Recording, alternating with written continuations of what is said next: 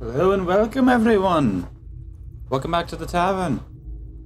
Pull up a seat. 'Tis time for another session of Dungeons and Dragons. Ja. Don't find me as a German came out, so this is how we're going to talk the entire time, ja. No, I'm joking. Hi all. My little puppy. Oh no. You ripped a hole in your toy, and now you've got stuffing everywhere. Well, I guess we're not letting you play with that one anymore. So I stitched it up. You can be mad at me all you want. I don't see that face of disapproval. Yeah, you want to talk to everyone on the stream? Huh? Look, you're on TV. And everyone can see the mess you made in my bed.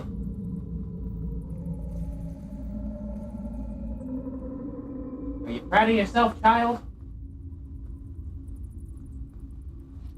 Okay, anyway. Hey, everyone. So, let's move over to the players. And my players are being stupid, probably.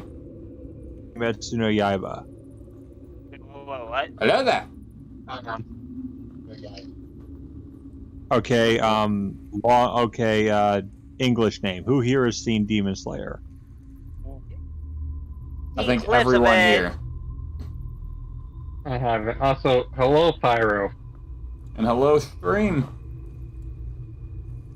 Because I'm watching the stream on my TV because my PC's fucked, so I won't be joining in the game. Okay. Well.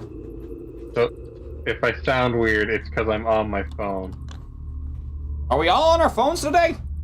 No, I'm on my PC. I was gonna say, should I join on my phone too, real quick? No, my PC's fucked. How in the fuck did you fry your CPU? I'm just curious. Overclocking. Nope. I didn't realize that my back fan was dead or my outtake fan was dead for like 7-ish months. yeah, I'm on my tablet because my phone overheats when I'm on Discord too much. At least when I'm chatting, voice chat anyway. For the record, I'd like to say that fan was working when I replaced the intake fan. I'm not stupid. It's just I am a bit oblivious. Alright. I'm ready to start whenever you guys are. Alright. Alright. Okay. So previously, my child wouldn't stop barking. Previously, Greg's doing something stupid. Yes, you have a lot to say, but it's time for me to play Dungeons and Dragons, okay, child? Terrible that I could hear her in my headphones. Yeah. No. So, I heard that. He's got a husky and an open mic. It's not terrible. so, It's just what happened. when we last left off, our players had completed the Easter egg of this upper level of the dungeon, cutting all the vines, collecting all the skulls from the walls,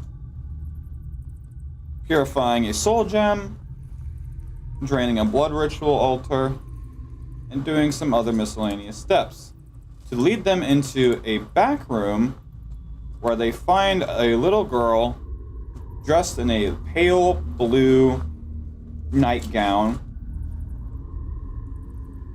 screaming for them to run out while they still can. Greg, you had absolutely bum rushed your way to the door to find yourself to here.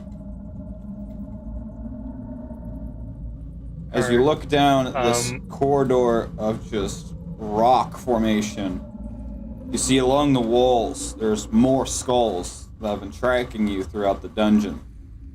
Across the ground, you see several bodies and skeletons coiled up in different... Greg would like to throw an apple. Throw an apple. Yeah, Why are I you- can. Is Pyro cutting out for anyone else? Sorry. No. You simply just throw an apple. Nothing special really happens. Alright. Greg's gonna take his 56 feet of rope, tie it into a lasso. Okay. So as you look down, you see a bunch of skeletons and bodies contorted in certain ways. Some curled into a ball. Some just straight out like they just died of being pushed onto their back, and they just simply bled out. And as you look further, you do see this little girl just sitting crisscross, kind of like crisscross, half knees against her chest, as she's screaming at you, and you notice literally the entirety of the walls have these spikes with skulls that track, and all the skulls that were all facing her. Don't do it slowly like they've been doing before. Just straight clip jerk their heads in your direction.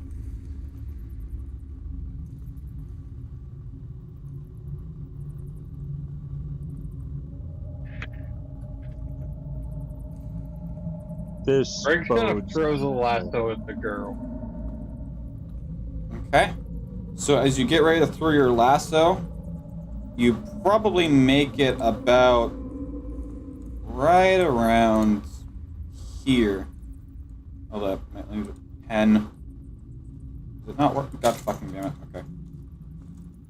Also, at some point, you need to adjust your OBS settings so it captures this better.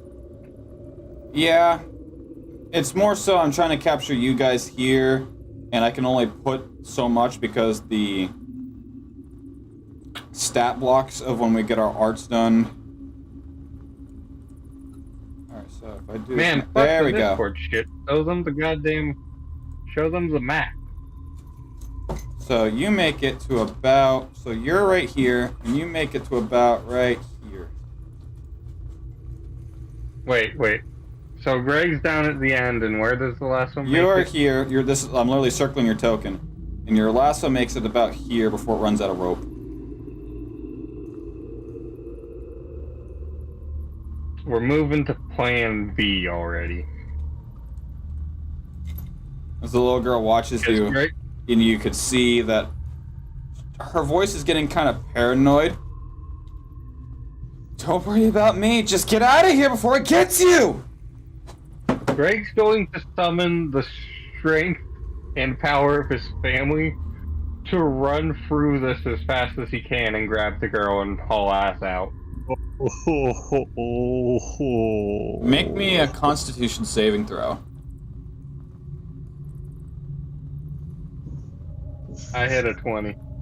Okay. So, as you get to literally the first step into the room that she is currently in, so she's roughly about right here. As you get right here, you can feel under your foot something sink into the ground. And then all of a sudden, your body, you can feel it kind of compress. Like your body is slowly being put between two repelling magnets, and you're feeling the force just pushing into your body. Oh crap! It's a tripwire system. Did I just kill Greg? No, because you rolled a natural 20, you actually sustained no damage. In the very corner of your eye, So you kind of look down because it catches you off guard. Pyro. What's up? What happened to summoning the strength and power of his family to run as fast as he could through this? This is gravity magic you're being affected by. Motherfucker. Okay, yeah, you're not moving. I didn't say he's not moving, but this certainly did stop him. From where he's standing right now, as you kind of recuperate yourself, shake it off a bit due to your natural 20, in the corner of your eye, could swear you saw a silhouette of someone else standing behind the little girl. And as you look up to make eye contact, it's not even there.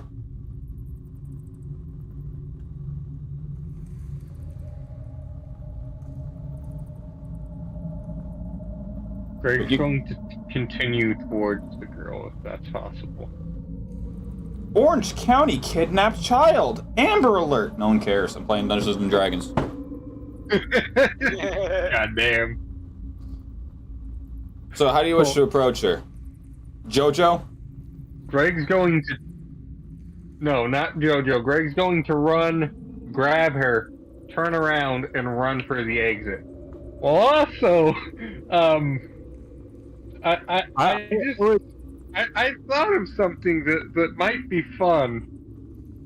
Make me a wisdom saving throw real quick.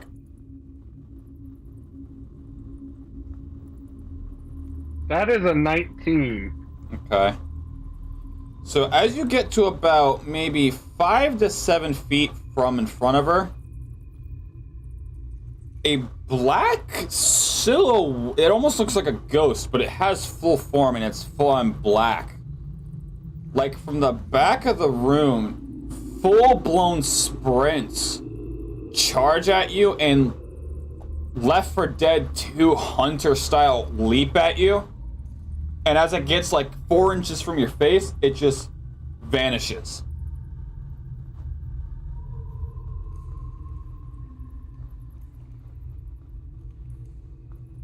I got a bad feeling about this thing.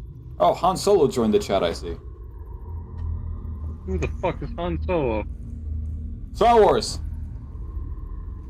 No, like... Yeah, I know. I don't... It's a phrase he says a lot, and throughout the entire movies, is I got a bad feeling about this. Oh. Okay, I thought you meant someone joined the live chat. No, it's still empty. Discord chat. Okay. So, Greg's going to continue to pick her up, but also, I'd like to ask this very stupid question. Go for it. So, would you count having a lich's soul in you as a disease or a poison? It would be considered a curse. And very few are known to have a lich's soul embedded in them while alive. There are times they will have their soul imbued and overtake a certain entity to turn them into an undead copy of themselves, to use their physical entity as more of a distraction while the phylactery form runs off and hides itself again. But it's very few times have been written in history where the phylactery within a being or an entity is still alive and conscious. How do you wish to grab and like pick her up? Are you bridle carrying, like fireman carry, sack of potatoes over your shoulder? Sack of potatoes over the shoulder. Make me a perception check. Come on, lucky die. That is a 14. So as you go to lean down to pick her up, you get a small glimpse down from the neck area of her chest. And right on towards the collarbone lower, almost where the breastplate would start for armor, you notice a crystal mark on her chest. Like a brand, almost like a tattoo, kind of.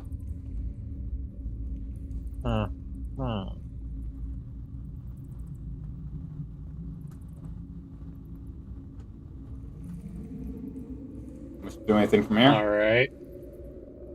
Greg's going to haul ass towards the door. As you turn around, the thing that charged at you is standing in front of the door. Ah, crap. And it's just standing there with its head slightly tilted. Greg's going to use his proficiency in intimidation to intimidate that bitch. Go ahead and roll intimidation. And how do you wish to go about it? Greg rolls a nat 20. Because Greg's wearing the demon face mask. Right. Greg's going to pretend he is a high-level demon. Okay. He's going to mean mug the fuck out of this bitch. So you're just mad dogging it. Yeah. So as you do so, this thing, its head will literally slowly just straighten and turn to the other way. Almost with slight curiosity, as its expression on its face stays neutral. And just so you guys have reference of what he's face to face with right now. Here's a picture of an eldritch abomination. No. May I direct your attention to the maps and handouts chat?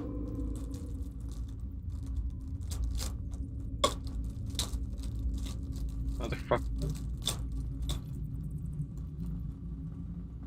No, that's not the worst thing I've seen.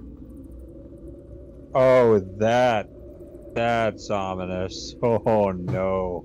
And it's in spectral form, so it's slightly transparent, but this thing is full-on sentient. Hello, child. Greg's Can I help going you with to something? He's going to keep walking and walk through it. Or keep sprinting and sprint through it. So as you get, again, about 5-7 feet in front of it, it's going to reach out like it's going to slash you, and right as its arm gets about 4 inches from your face, just disappear into smoke as you just hear ominous laughing begin to echo through the hallways until eventually Golark and Eustace can hear this laughing echoing through the hallways as well. Eustace, you hear that? Yeah, I hear it and I don't like it. Greg's all right. Something tells me we're gonna have to make a plan, and we're gonna have to plan hard because I think though whatever we were warned about, the clock ticking, yeah. I'm gonna have you both roll me a perception check. Perception. Where's my perception? Okay, that's wisdom. +1 in wisdom, so...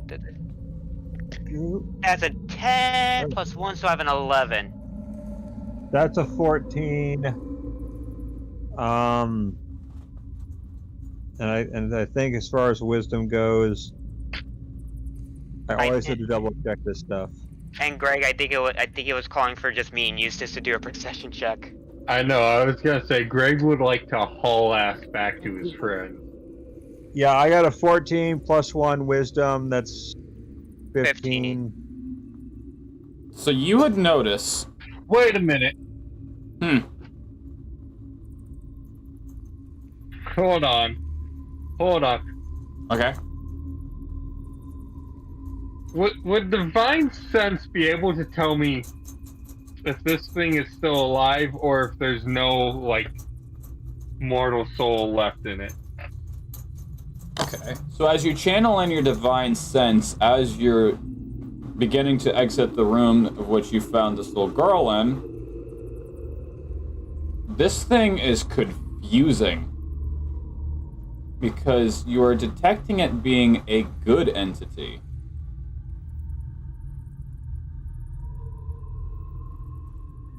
Alright, Greg's not going to power slam it into the wall then, but instead haul ass to the safe chamber. So, Eustace, with your perception roll, you would notice almost like a shadow in the very brim, soft light of the campfire lighting up the cooking spit. Over by the crates of which you found the apples, a small, not small, but rather tall figure, maybe 8 foot and 8.5 feet tall, just standing in the shadows. And as you go to, like, lock eye contact with it, it's like it was never there to start with. And I immediately turn to Golark and I tell him we're either I'm having madness hallucinations from being on the sea too long, or something very bad is going to happen. I don't know what you're saying because I didn't see anything, but it's probably that wolf one. Something was in this room just now, and now it's not. Either I saw something and didn't see it at all, or something was here just now and now it's gone. Curious. I thought this was a safe zone, like Dagon said, and Grug's ancestors. But if you did see something, Greg needs to hurry the fuck up. So, Greg, as you begin to go full sprints down these hallways, you'll occasionally see this creature a few times, as it's almost like it's teleporting away from you. Like it's standing in the hallway, and as you get closer, it just poofs into smoke and just chuckles. Until you eventually make your way all the way down here. Eustace and Golark, as you can hear Greg's footsteps just getting closer and closer, running down these hallways. You can see some sort of black figure, like, crouched down, like a cat almost, at the foot of the stairs. And right as Golark straight sharp turns around the corner to enter the safe room, it full-on Left 4 Dead 2 Hunter leaps right at him and just vanishes.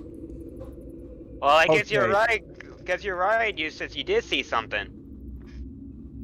Yeah, I've been on the sea a long time. I've seen a lot of things, okay, Greg, you managed to find what we were looking for, right? She's just looking around, just in absolute terror. Is a phylactery. Greg puts her on the ground. Just go! Before he gets you, just go! Leave me! It's after you! No. I would wager this is phylactery. In which case, I need you and Golark to guard both entrance and exit ways. Golark, which door do you wish to take? The one we barricaded or the one we did not? I'll take the barricaded one just to be safe. I am going to draw a very large sigil of Dagon in this room, and I am going to confer with him for a moment. I need you to make sure that whatever this is does not get the girl. You got it, Eustace. She just kind of like, almost like something out of a horror movie, like on her back, like crab walking, until her back hits the wall and she's just looking around in terror. All right, whatever you see, whatever you're about to see, don't worry about it, because I am going to be using some powerful eldritch stuff right now. So just concentrate on guarding the entranceways. Rife, you keep an eye on her and make sure she doesn't move from that spot, or something doesn't move her from that spot. All right. So So what I do is I draw a huge sigil of Dagon in the room, utilizing like chalk, and then I confer with him and basically make him a bargain, if you will. I basically say, Dagon, we're in the middle of a very intense situation, and I could use the help of an elder god, because I have something you could use. How good are you with phylacteries? Yeah, Would you? I made a few in my time. It's not all that hard of a process. Depending on what you want your phylactery to be. Fuck you want with it, though. You want one like this or something like that? I can whip you something up. Yeah, it'll cost you. Well, I have with me 1 purified soul gem. Could you take the soul essence making up this phylactery, which is this girl here, and transfer the soul essence into this gem? Wait. He's going to take the soul gem, flip it over like he's examining it. Dreamwalker. You're fucking serious? You want to recorrupt this thing? You're out your damn mind. He's gonna toss it back to you like some sort of mob boss. I mean, I could do it, yeah. It's not the wisest thing you could do, but yeah, it can be done. Here's your problem, though. Wait a minute. You got a problem? I don't have a problem. No, I was talking about blue. You're saying, wait a minute. Greg would like to gesture to one of the corpses on the floor and indicate use some of their shit. Because Greg thinks we might need that gem. Well, I have an idea then. I was gonna say, can you ask Dagon if you could, do it in a plated armor? I have my anglerfish. We could transfer it to that instead. So here's the problem with phylacteries. And you see that he's like crossing his arms behind his back and he begins to pace back and forth between like a small portion of the room. Phylacteries take a very serious ritual that can take as little as minutes to as long as literal days. I've seen a phylactery process last maybe a week. And he's gonna look over to the little girl, and her eyes are just shaking in utter fear, thinking she's getting ready to die. This. He's just gonna shake his head and look back to you, Eustace. Is one of those cases where you might need to reverse the process of making this ritual. Taking the soul. Well, you could always ask. Either that, or maybe find some notes lying around. Maybe some research. Well, if you can do it, then why not? I can offer something in return. At this point, it's not a matter of you can give me something in return. This type of ritual is beyond my capabilities as a god. Can I do it? Oh yeah, I can make one. But reversing it's quite bluntly never been done. Well, then how can we save her life and still manage to hold on to the soul essence of a phylactery? That's the thing. You probably can't hold on to the soul essence of a phylactery. If you can figure out how to reenact that ritual, maybe use some kind of transference spell or something like that. Like a soul suck. You might be able to work some kind of magic. Pun intended. That could work. I have an idea. What I can do... This ought to be interesting. Remember when I landed on your island and you gave me a number of things, including a red elixir that you said don't use unless it's an absolute emergency? I swear to God if you drank it. I didn't drink it. Alright, so I don't have to kill you. However, you said 1 drop of that thing was enough arcane power to liquefy your esophagus and drive you mad. That is correct. What other arcane properties could work if we used it as ingredients? I could either make the most powerful potion in the absolute existence of the universe. I can make the most deadliest poison that mankind has ever seen to exist. It can make your soul essence be nullified to the point where it can never regenerate, or simply never-ending when it regenerates. A single drop of that game, when used as an ingredient for a certain potion, or maybe a ritual, as we're talking in this case, it can do some serious power. Again, What happens that if is I mix? raw essence of the mother crystals imbued into one liquid. Be careful when you do that. Get the stability of a mix nuclear this- reactor. If I can mix this stuff with holy water and give it to him, let's see what happens. Either I'm right and it actually works and reverses the process, or I'm wrong and she becomes a gibbering mess. Your safest option at this point is see if you can reenact this ritual. And besides, Doesn't what work. do you have? If it doesn't work, then you could always try your idea. That's my advice to you. See if you could reenact this ritual that was made her into that phylactery. See if it works. Well, Because again, alright. to be removed and kept alive, never been done.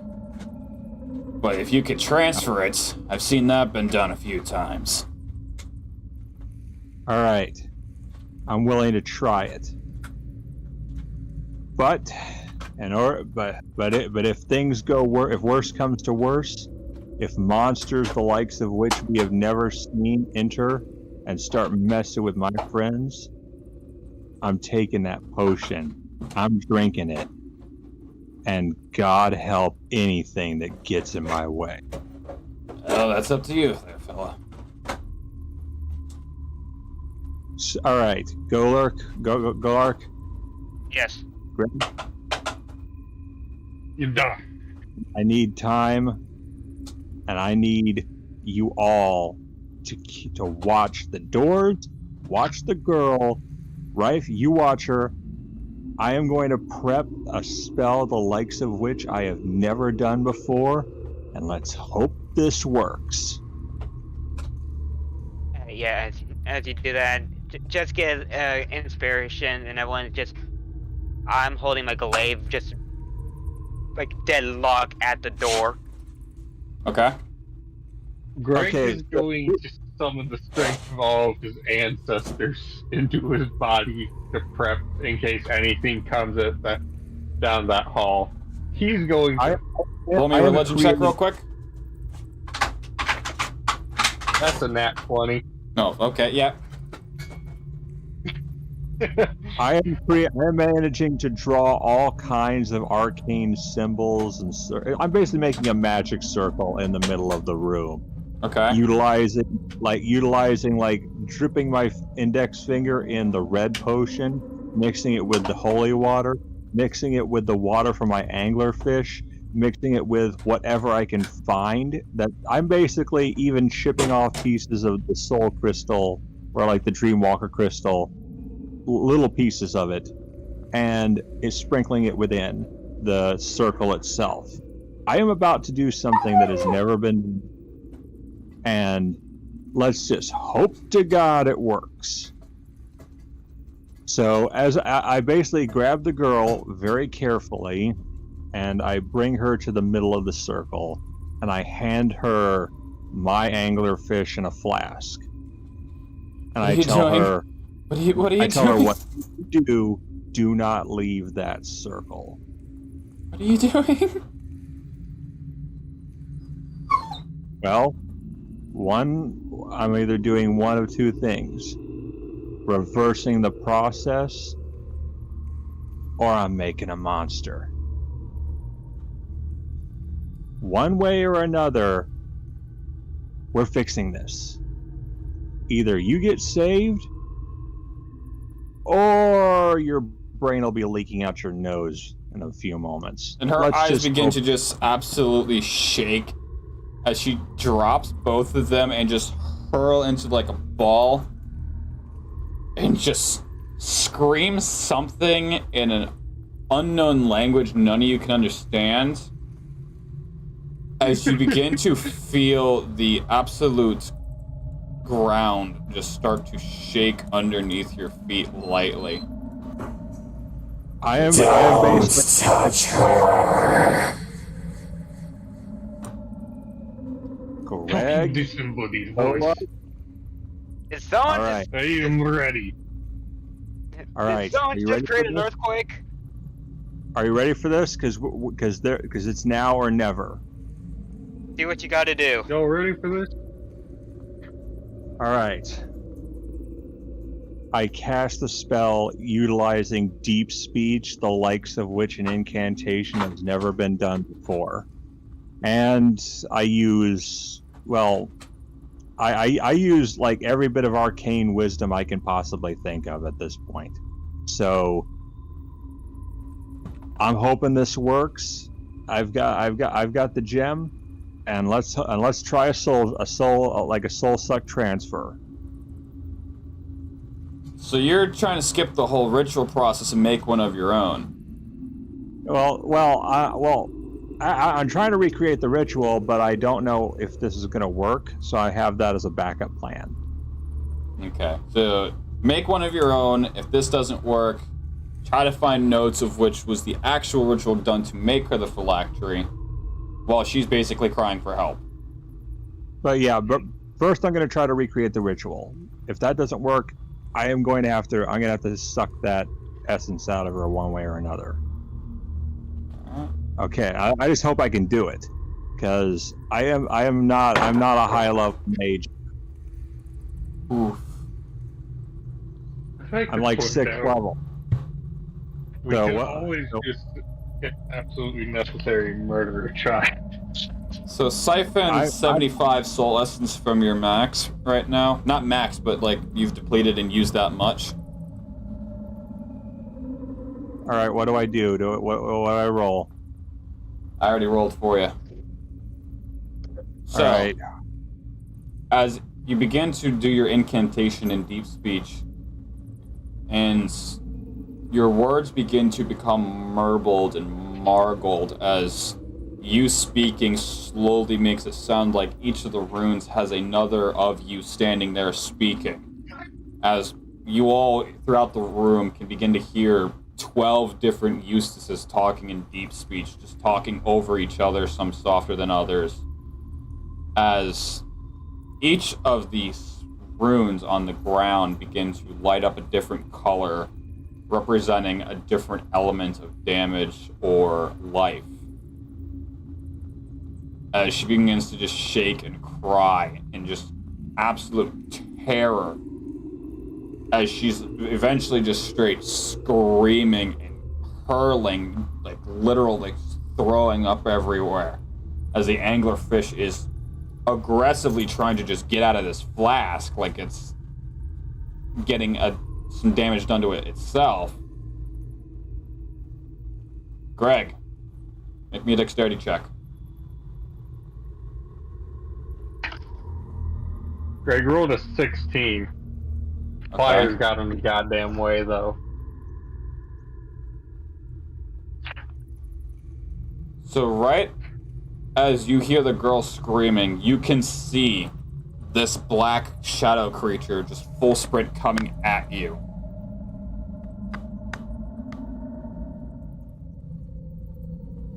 What do you wish to do from here?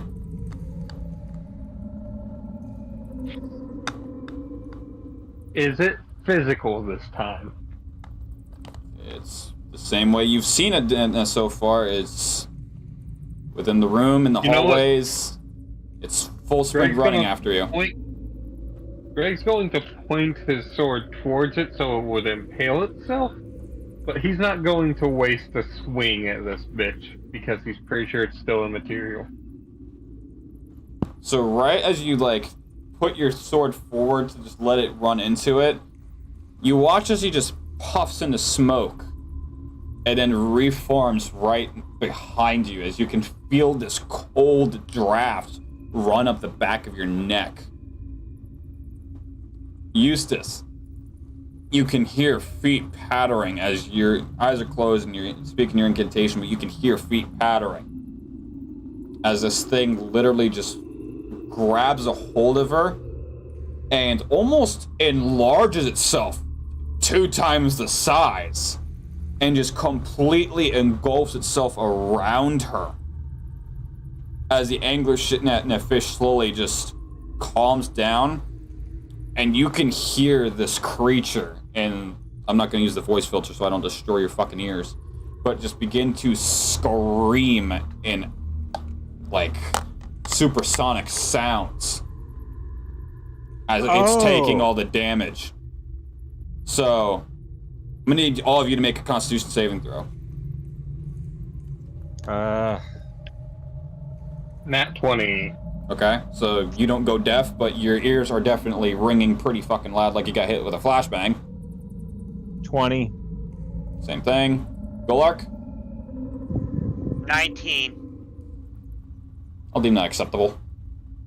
So yeah, you all just, your ears just begin ringing as this thing screams in absolute agonizing, bellowing loudness, echoing through the hallways until this thing is standing in front of her and just straight staring you down, Eustace. All right. I think I got an idea. I tell were warned not to touch her. Hey, hey, little girl, can you uncork that flask that you're holding? And she's just gonna, like, curl up behind this creature. She's holding onto it, like, clenching it against her chest, but she's, like, straight up hiding behind the creature. I'll be right back. My orders. That's a no on trying to imprison that thing in the flask. What are you barking at? Oh boy. Deem this your last warning. Leave now. So, guys, what is the plan here? Because I first thing first, I'm going to use I'm going to try to. Can I use detect evil on this thing, or because can I, like, being a wizard, am I able to detect what this thing is or what we're dealing with here? There are a couple spells. You do have detect good and bad, or good and evil. You do have a few miscellaneous spells like identify and other stuff like that. That'd be something that you could maybe look in your wizard's book. Greg takes a deep breath to use this. I'm just going to cast Identify on this thing, if that's possible. Alright, let me look up the spell block for that real quick. That is File Explorer, not Chrome. You bitch. Identify. 5th edition. Okay. You choose one object that you must touch throughout the casting of the spell. If the item is a magic item or some other magical imbued object, you learn its properties and how to use them, whether it requires attunement to use, how many charges, if any. You learn it and whether any spells affecting the item, of what they are. If the item was created by a spell, you learn it, what spell created it. If instead you touch a creature throughout the casting tower, you learn what spells, if any, are currently affecting it.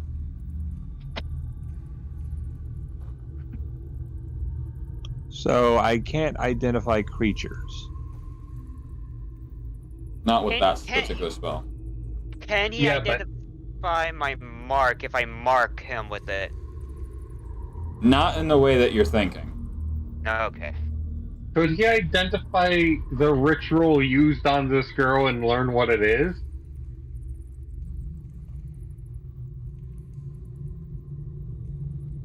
You can certainly try. But he would have to get past the creature and touch her again. I might have to sacrifice him just to get his attention. I have an idea. Instead of attacking this thing, why don't we just try talking to it? That's out of it the most stupidest idea you ever heard of. I'll do it.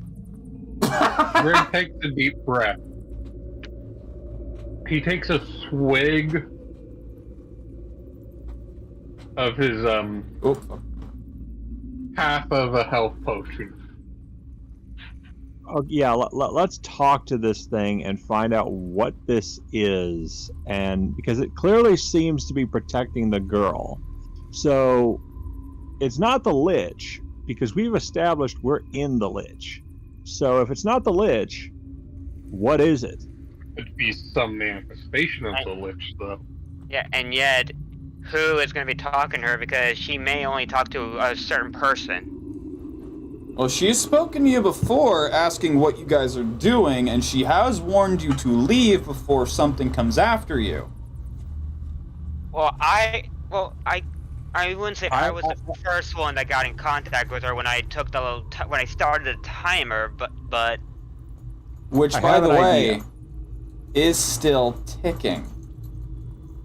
That's the thing coming after us. That's what's going to happen with the timer. Okay. Only time will tell. Since I started, I think I shall finish it. Right?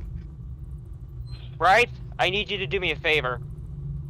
So, While I go talk to whatever the fuck this is, guard my post for a sec. aye. So he's just gonna swap places with you? Yes. Right, still crippled and missing an arm. Now guarding the door. And then as I walk towards him, like, because right now I could probably say right now he's just dead on beat looking at Eustace, and then I just walk by. Hey, I'd started the timer. You're the one that's looking for me. You don't know about the timer. I'm just saying, out of character, that there is a timer ticking down for something. Well, whatever. I was just like, hey, over here. And I talked to this spectral being. So it's going to turn its head ever so slightly so that what would be his ear is facing you. What is your purpose in here? I only have one purpose. To make sure people like the likes of you do not harm her. I basically tell this being I was not going to harm her. I merely want to get her out of here and safe so she is not used as a Lich's plaything. She is no plaything. And there is no Lich hurting her, but instead protecting her from the outer realms. You don't know what you're getting into, immortals. Leave while you still can. Well, that's good enough for me. So, little girl, are you perfectly fine living in this cave? No friends, no family, no connections of any kind? My intention was not to harm you. My intention was to save you. Killing you with our last priority. And she's gonna look at you and just slightly mumble. He is my family. I talked to the girl. I have one last proposition. Utilizing my reserves of arcane magic, I basically create it's a goldfish. Let's be real. It's a goldfish. I'm creating a homunculus goldfish in a separate flask, and I hand it to her and tell her, from now on, you don't just have that as company. This is a construct. It does not age, it does not eat, it does not sleep, it does not die, and it will not leave. From now on, use this as a company as well. And remember us, for we are trying to help you. We will leave you alone, but be safe. Are you just giving up? I have a question before we go. Is the spirit entity her dead family? You don't know that. Unless we were to find out a way to do that. You know, Greg, you could actually call upon doctors to see if they could find out what this thing is. And the only thing that you know of any of her existence, besides her living, is you did notice that mark on her chest. Well, we can ask about that. Yeah, I was gonna ask her, say, if she had any, like, family that she missed, or including with the thing, was she part of, like, a clan or something? No, I shouldn't say that stupid thought I just had. Well, I mean, yeah, like, we could ask her, what is that mark on her chest? Yeah, Only Greg has seen it. Well, yeah, Greg, But yeah, you can do that. I was just gonna tell her if she had any family that she left at home or something, or at her village. Little one, what is the mark on your chest? Just amuse me, please. What is it to you?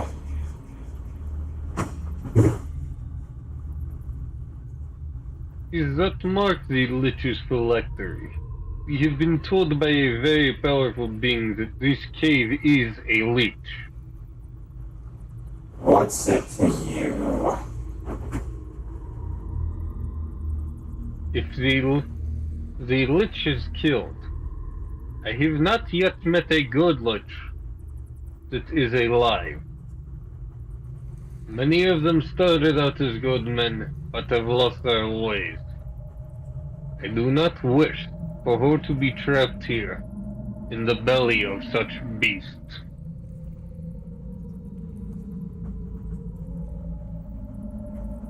Why does the mark amuse you? It does not amuse me. That is common saying in common. It means,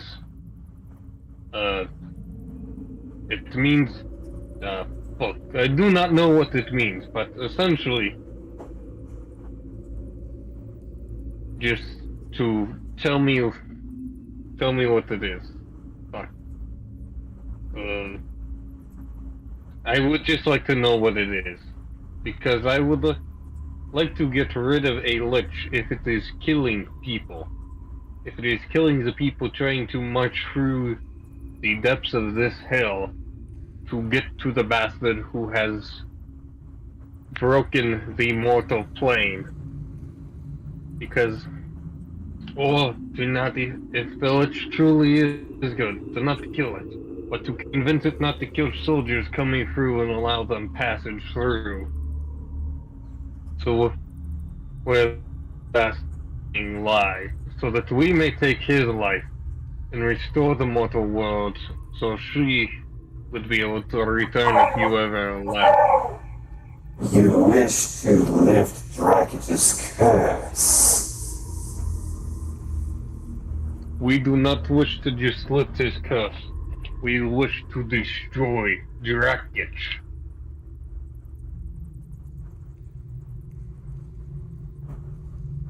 Immediately by you saying this, you watch as her expression sort of soften, so that she's not so much in fear, but more still just paranoid after everything she just went through. Oh, fuck.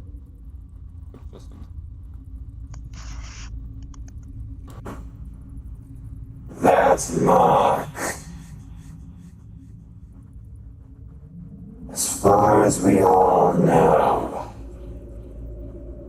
she is the last known survivor of the Christiari bloodline.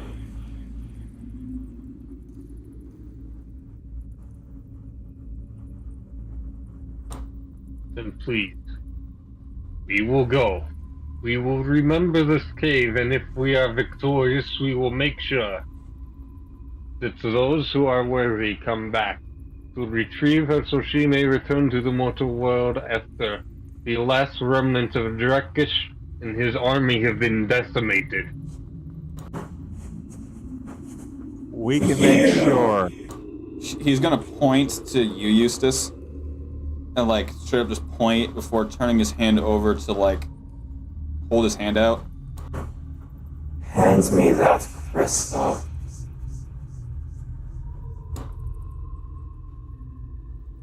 Very well. I hand him the crystal, but I'm still very wary of this being. So he's going to wrap his fingers around the crystal as this, his hand compared to it, it's literally like him grasping onto a candy cane. As you watch as its glowing orange amber color seeps into his arm, and his transparence becomes opaque, and his form goes from this spectral entity until it gives a more humanoid. As in front of you now stands a very enlarged, somewhat disproportionate drow. So,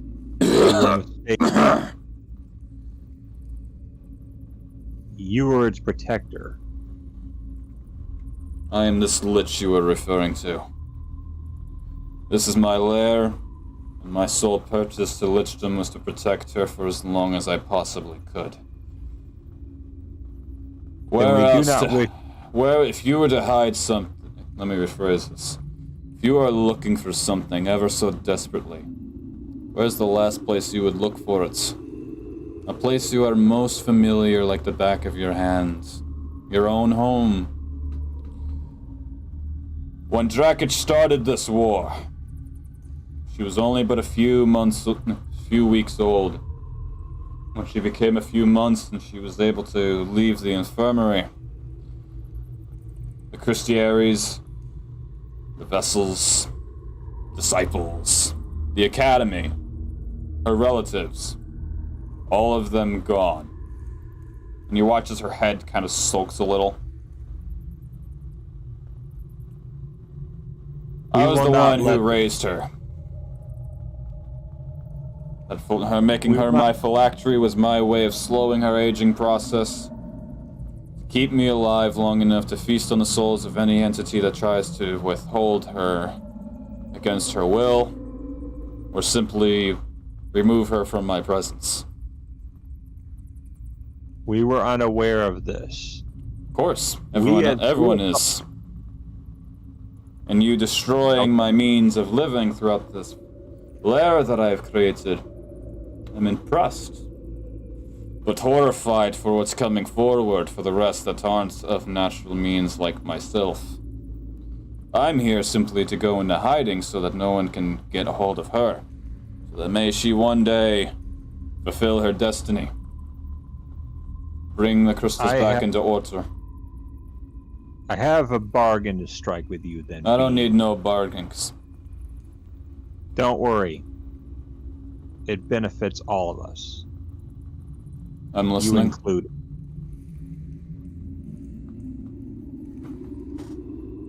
Are you if you can allow us a ways to protect her, well, I have a way. I can impart my eldritch knowledge with your necromancy, and together we might be able to do the impossible. I'm listening. If you can impart your necrotic powers onto me, I can use them in this flask. Create something totally new. Something that can actually give us the means to protect her and make sure that she never has to worry about anyone coming to get her or you ever again. The only thing these creatures within this realm fear is her. Why, you may ask? Well, she is the only last living thing that can hurt them. bring them to the demise of their ultimate power that has been now blessed upon them due to Drakich's actions. However,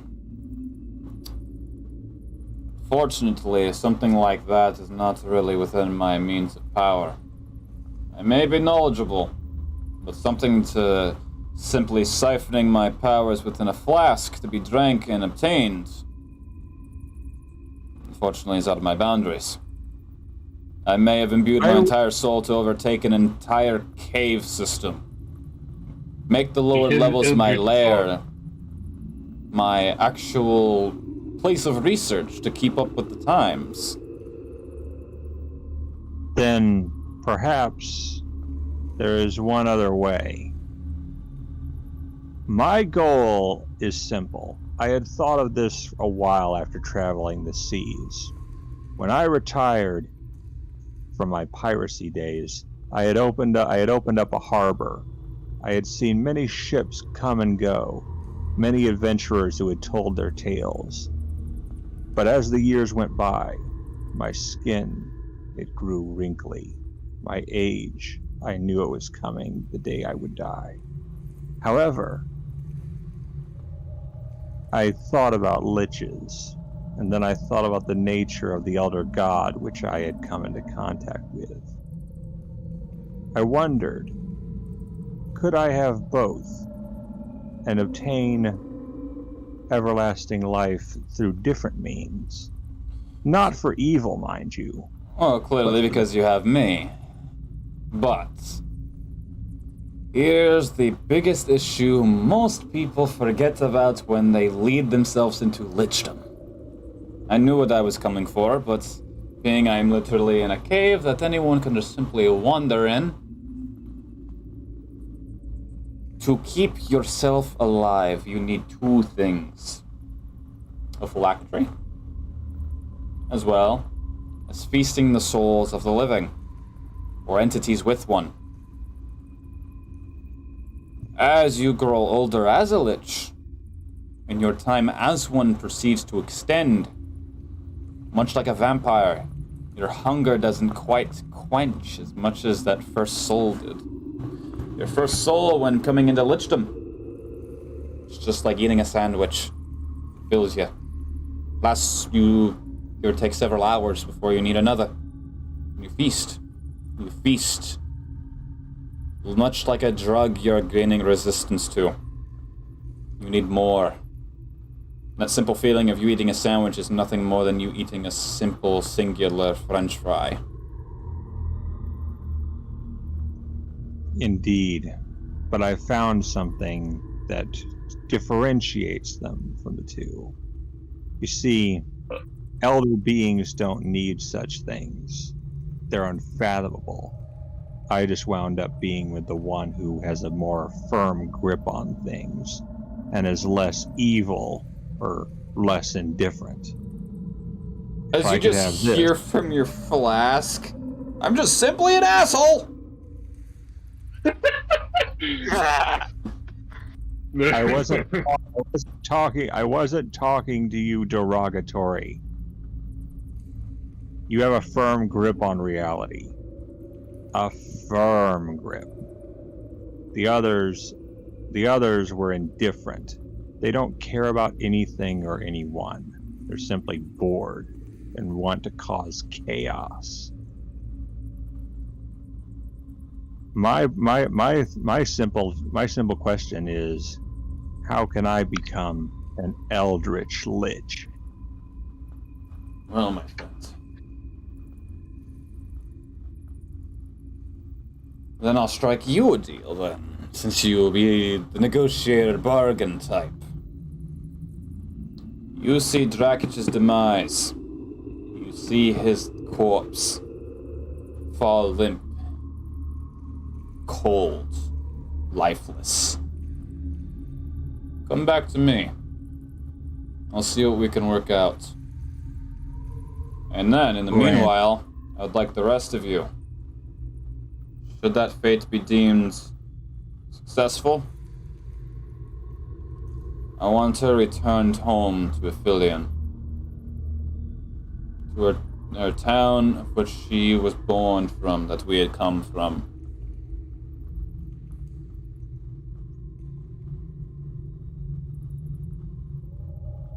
Granted, we will do what we can to ensure her safety. You have my word. You'll see Ryth just grip onto his sword at his side with his non-capitated arm. Yeah. We brought much, much more than just the rest of us. We came here with 60,000 men. Or just simply broke off from the rest of them. So we wandered into your little cavern here. And your little friends. He'll lift up his stub a little bit and just wave it. I do apologize for that, friend.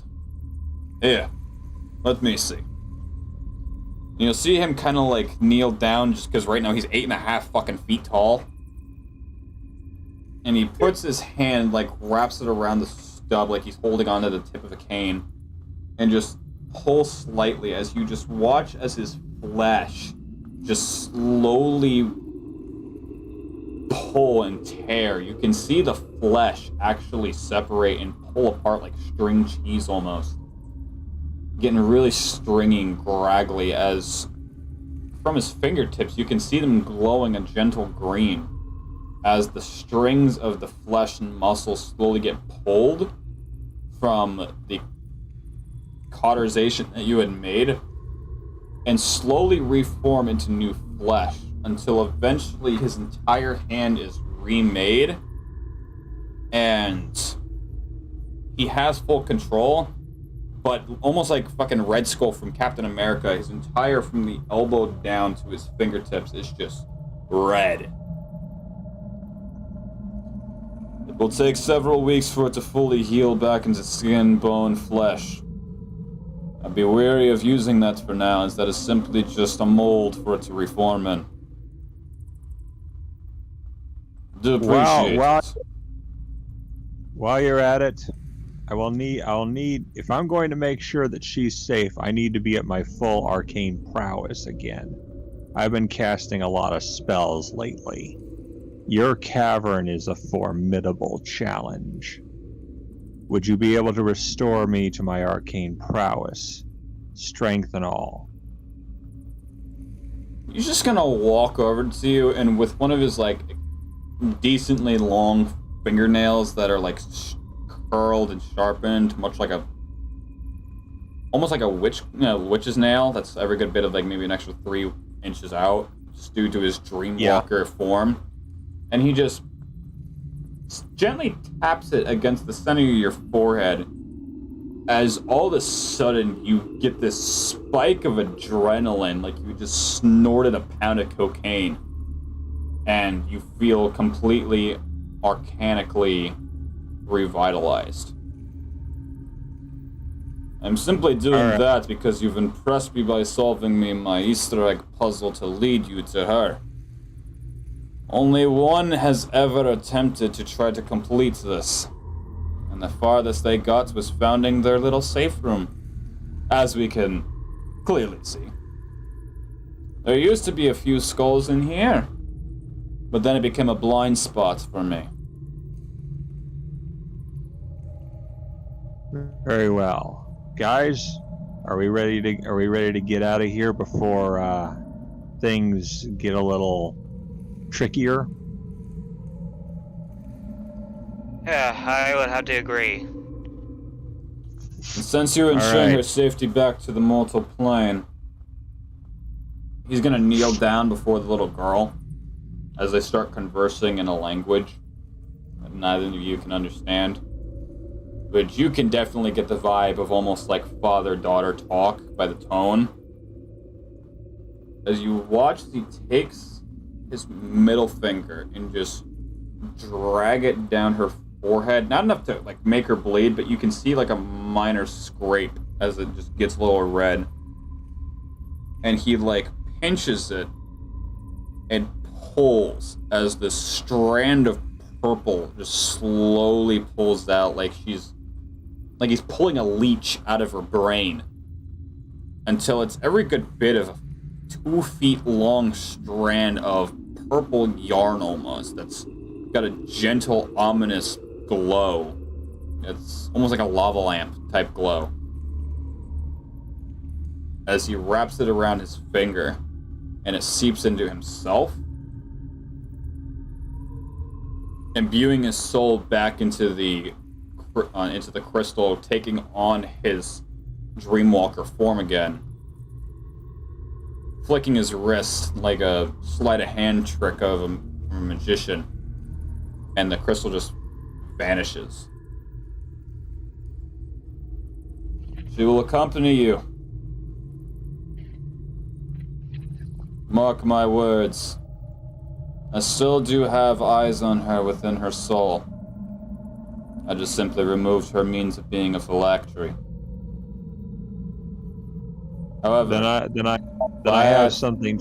That feeling of her no longer being sightful and have my watch. I will find you all. Do not make me regret this. What if you come with us? Unfortunately, a lich cannot leave its lair very easily. What if phylactery leaves later? I have a theory, and I'd like to try it out, if you'll allow me. I'm listening. Remember all that soil I collected not long ago? Yeah. You said a lich can't leave his lair. What if you take the lair with him? Just make him like a Skylander's little base that he floats around on. Well, I'm talking about like if he were to shrink down, get into a flask of his own gosh dang earth, and be around her person the whole time, would he ever really be leaving her side? That way, if something even tries to get near her, she's safeguarded. Because I feel like now we got an escort mission here. Well, that would defeat the purpose of him placing his trust into you to bring her back to the mortal realm. And being that he is a lich of the underworld now, he wouldn't even be able to go back to the mortal plane in any way. Well, I really don't want her to die because I feel like there are some monsters that are coming up that would very much target her. Make us question.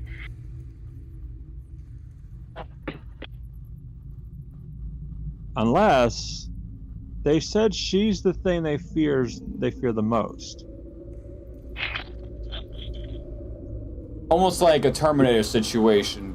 If it's going to destroy you, destroy it before it can. Then I have one little idea then.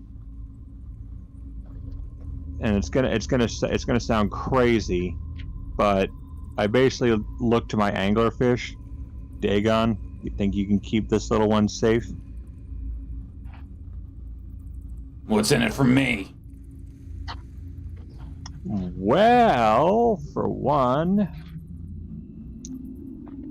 I assume the underworld has a lot of sweet treats hanging around. All right, you've got my attention. All right. If I run across anything I find particularly interesting, I'll bring it back to you. All right. I look back at the being and say, if Dagon says it, it's so. She might as well be impenetrable as long as he's protecting her.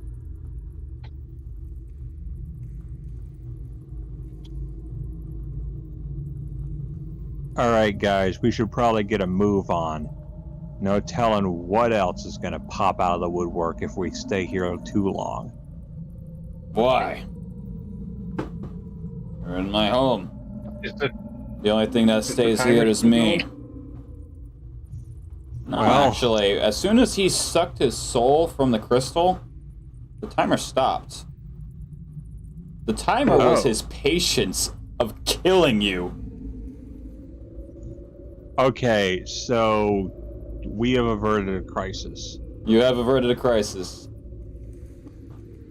Okay, so yeah, we'll be on our way, but yeah, we're gonna take good care of her, especially knowing like, well, yeah, we're gonna take good care of her.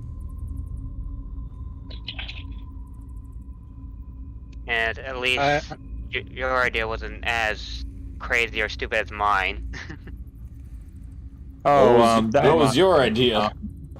I was gonna try to see if I can somehow use my path to the Gorfiend to do something like try to infuse the Lich into me, because with the path to the Gorfiend, basically I can use the whoever I tag, I get additional HP, and I could just sacrifice that to survive, to have the Lich survive. But like I said, that was probably the most stupid and more crazier idea than Eustace's. That reminds me. I was just trying to see if I can use my paths of Gorfiend to somehow have the Lich survive. I'm gonna use lifesteal. Eustace. Friends? Yeah, Greg, I basically get ready to destroy shit. Greg, Doomslayer music. I basically turn to Greg and tell him, you know, this is probably an opportunity for the Lich to grant you your strength back, because you took a big beating in the last couple of... This could be a chance to heal up. I have a better question. Lich, could you grant me strength of my youth when I used to dual wield my family great swords?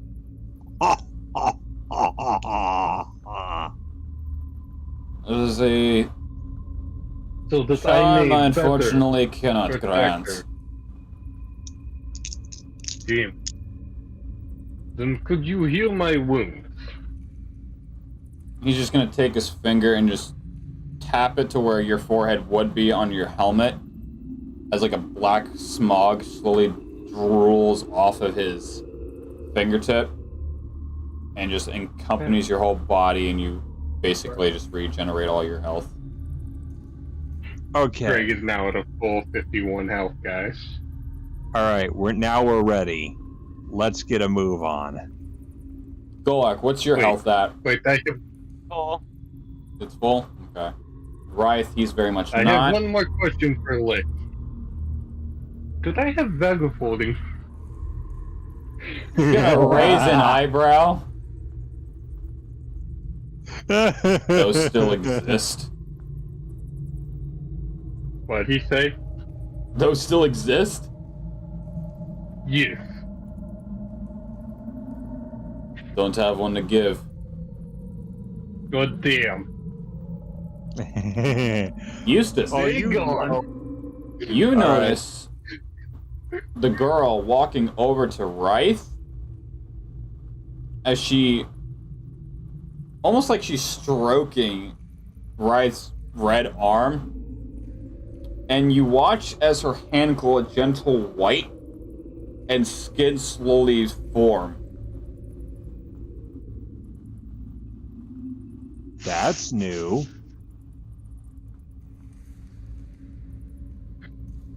God damn it, I just thought of something really stupid that I should have asked, but I'm not going to now in, like, actual campaign. Alright. Yeah, we're gonna have to keep her safe. She is a very valuable asset.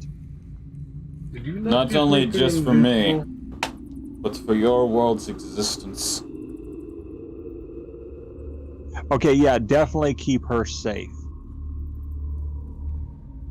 Your crystals within our realm, they've got the stability of a nuclear reactor. Non-existent! Nuclear reactor. It's a form of energy. Okay. All right. But why do you and other god keep mentioning this? I've never heard of one. Long Yes. story short, nuclear reactors draw heat and radiation from within the solidity of the raw physical form of our own planet. That forms it into steam power or some sort of form of energy. But they need to be very carefully watched, as they could literally implode at any given second if not given the right temperatures or right stability of pressure. Our mother crystals that give our world the life of magic are the same way. And the vessels are the ones that keep it under stability.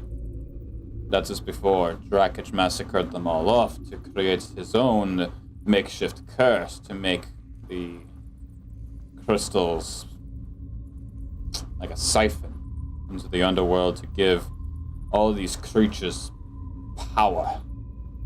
Have you noticed that a lot of these creatures are a lot more stronger than what people are used to fighting these as? Greg says, being an 8-foot orc. Okay. Yeah, like. So we got all the information we need, right? Right, everyone? It seems Yeah. like it. Any other questions for literally anything or everything? Now's your chance to literally just milk information. I have nothing that I could come think I've of. got a stupid request of the Lich. Mr. Lich. Could you help me recall more of my paladin training, aka maybe XP? Not a level up, but just XP. So you're just wanting free XP? Yeah, you said we could request anything. Smartass, listen here. Don't say anything if you don't mean anything. I meant information! Like, ask questions! Put the damn Yeah, qualifier. Just asked to become an Eldritch Lich and he couldn't do it. Why? What makes you He think said he wouldn't this do it could- now. He wants to see if you are actually worthy of his time to make you into one. Well, yeah, I was talking about the now, but I could totally do that. Yeah, but yeah, he's not gonna give you experience points.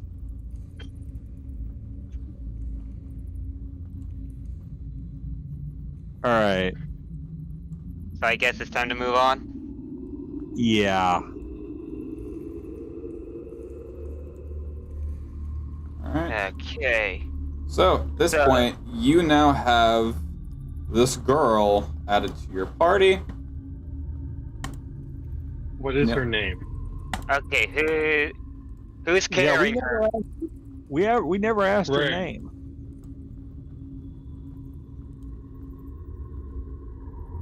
Yeah, Indeed, we you have never yet asked to her ask her name. You have yet to ask the name. Okay, yeah, I do ask her name just so I know. What should we call you? After she's done fully, basically scabbing up Wraith's arm, she looks over to you and a more calm expression. Luna. Child of Moon. Fitting. I swear it's pure coincidence.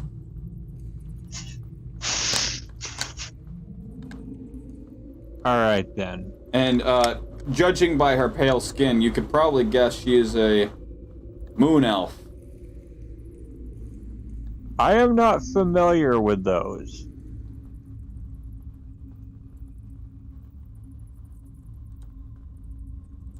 Yeah, she is a moon elf. That is the reason for her pale skin with the name Luna. Alright then. Well, I mean, Dagon's protecting her, so let's get a move on. Okay, who's gonna be carrying her? She's just gonna dart her face looking at you with like a scowl. I'm capable. So I guess it's me. Alright, She squints her eyes. I basically give her a small knife with which she can use just in case Dagon. Well, not that she'd need it. It's better to have it and not need it, you know? Yeah. So I give her a small knife. It's like, use that if anyone gets past the big guy.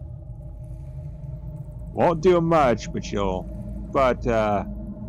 you will give them a nasty cut. She'll just give a gentle nod. Alright, let's get a move on, guys. Greg, you take up the front. Greg takes front. So wait, are we going back out the way we came, or are we going deeper in? Completely up to you guys. I'd assume we should go deeper in here to see if we can find more. I did promise Dagon that I'd find a few trinkets for him. You do not want to see what God help you if you get him angry.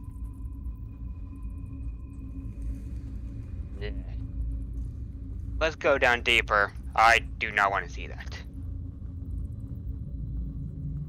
Alright then. Alright. So I guess she's walking on her own? Yeah, presumably, but Unless she proves to be too slow. Then either you, good luck, or I will carry you. It's great. I can see if I can use whatever resources like the crates or something to make a makeshift Nezuko box. Okay, when I asked you if you'd have seen Kimetsu no Yaiba, nobody answered.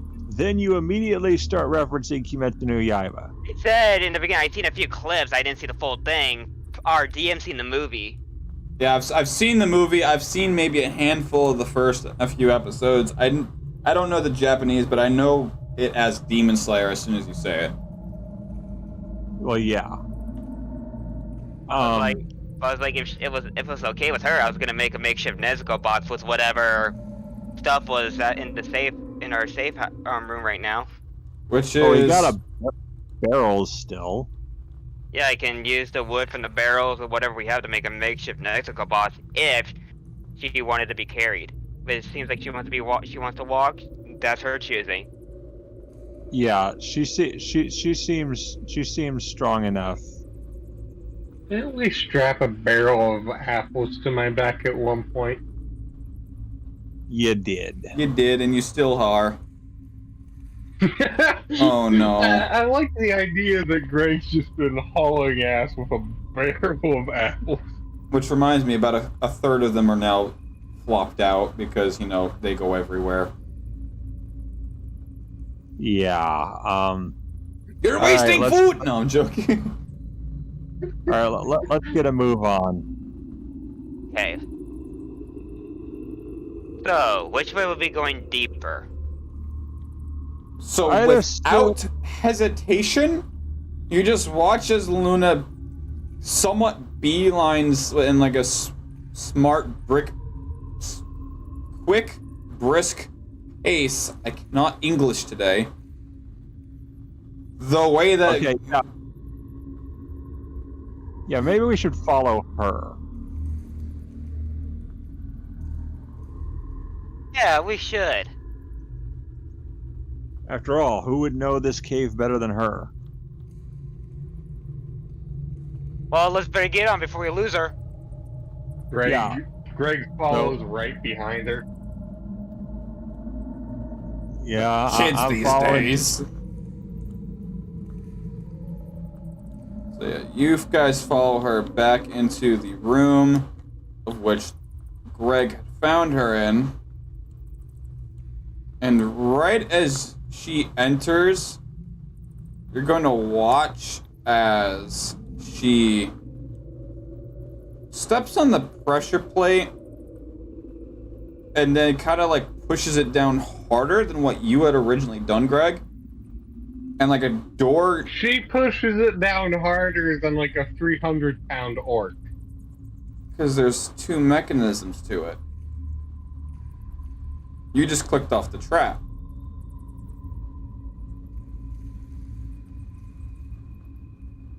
As like there's a stone wall just like closes the entrance,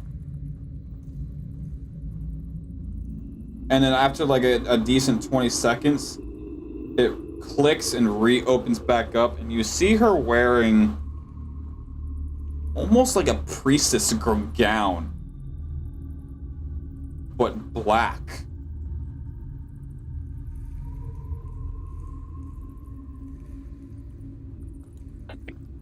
Huh. A priest and a paladin going to hell. Alright. Okay then. Now what do we do? You tell me. You're the ones who decided to bring me home, essentially. Well, Let's just go we to should probably level find 2. so let's find an alternate passage or something. There should be one around here somewhere. You do recall that there, in the room that you fought the Guardian, there was a way that led deeper into what looked to be another dungeon. Alright, then let's go that way. Make your way over there. Allow me to switch up the map a little bit. So take the Nightwalker, put him back where he belongs. Where he belongs, thank you. Alright. Custom.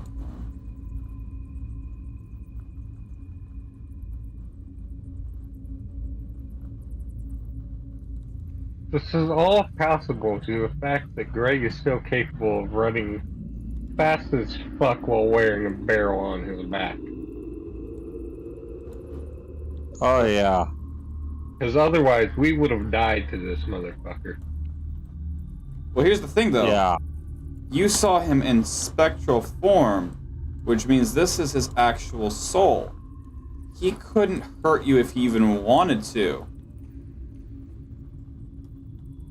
And with Yusuf's bargaining chip, we basically saved ourselves from an ass whooping. Well, But the thing of it is, though, when he was going after you, Greg, he was just trying to scare you. Drive You said it was paranoia his and patience. fear. you said the timer was his patience. Right.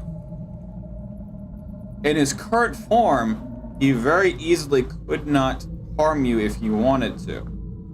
But that can always change. Alright. Comes back right behind us. I changed my mind. So I as you look. as you enter in further deeper, I wonder if Oh gosh. Where are we? Is this some sort of library? as you enter in, Oh you no, look God. around and you notice that you see several blank globs of floating mist of blue and white. They don't have a form.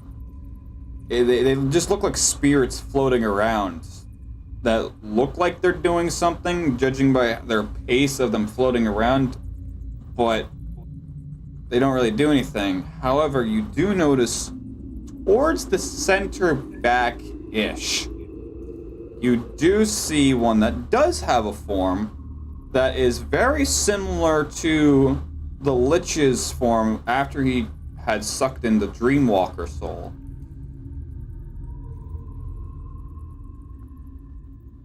Oh my gosh. No Golarks. This is post office. It's the What? He said, Golark, look, it's the post office! Library. I got cut off by Pyro explaining what this was before I could say, no, this is post office. So I committed and just said it anyway. I just said it looks like, are we in a fucking library?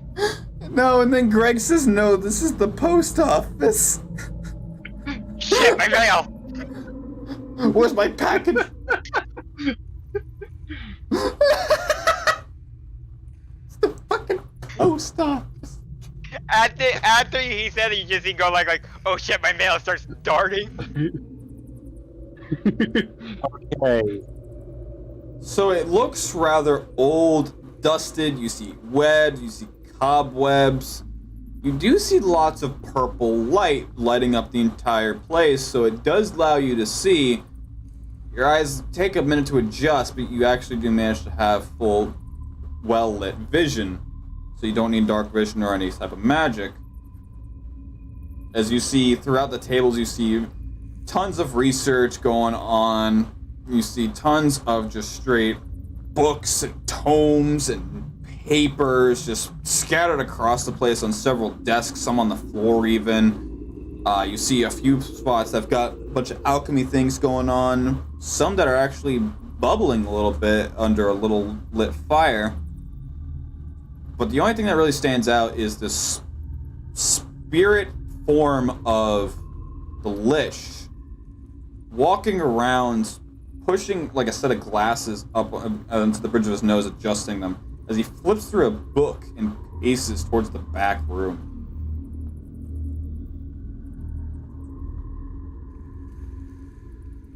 At this point, you guys have free roam to do whatever. I'm going to examine some of these tomes. They might have useful information. Okay, make me an investigation. That's D20, probably, right? D20 plus investigation. Giddy boop. Ah, my stupid bed. You weren't using it. And Shiva, god damn it. oh, that is abysmal. That's a 3. Okay. So the tome that you pick up, you can't really make anything out, as there's a good bit of just ink that had just been knocked over from its well and is covering a decent amount of the pages as it bled through most of them. Okay, so these are illegible, guys. Okay, let's. Only that one book. Greg would like to look around for medical supplies. Well, you guys do that. I'm gonna see if I can get any information from the spectral being in the back. Alright. Greg, make me an investigation.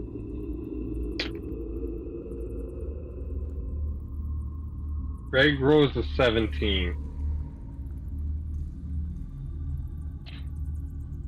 You don't see any kind of medical supplies, but you do find on one of the shelves a thick jar, like almost like a mason jar, but a bit thicker even. Like this is every good bit of an inch and a half thick glass with a very opaque, bright red liquid in it.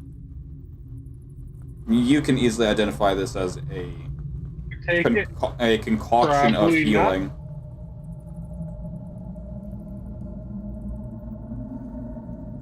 Greg's gonna take the full jar.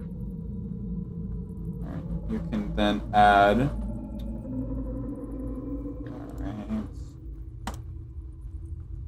Moderate healing potion into your inventory.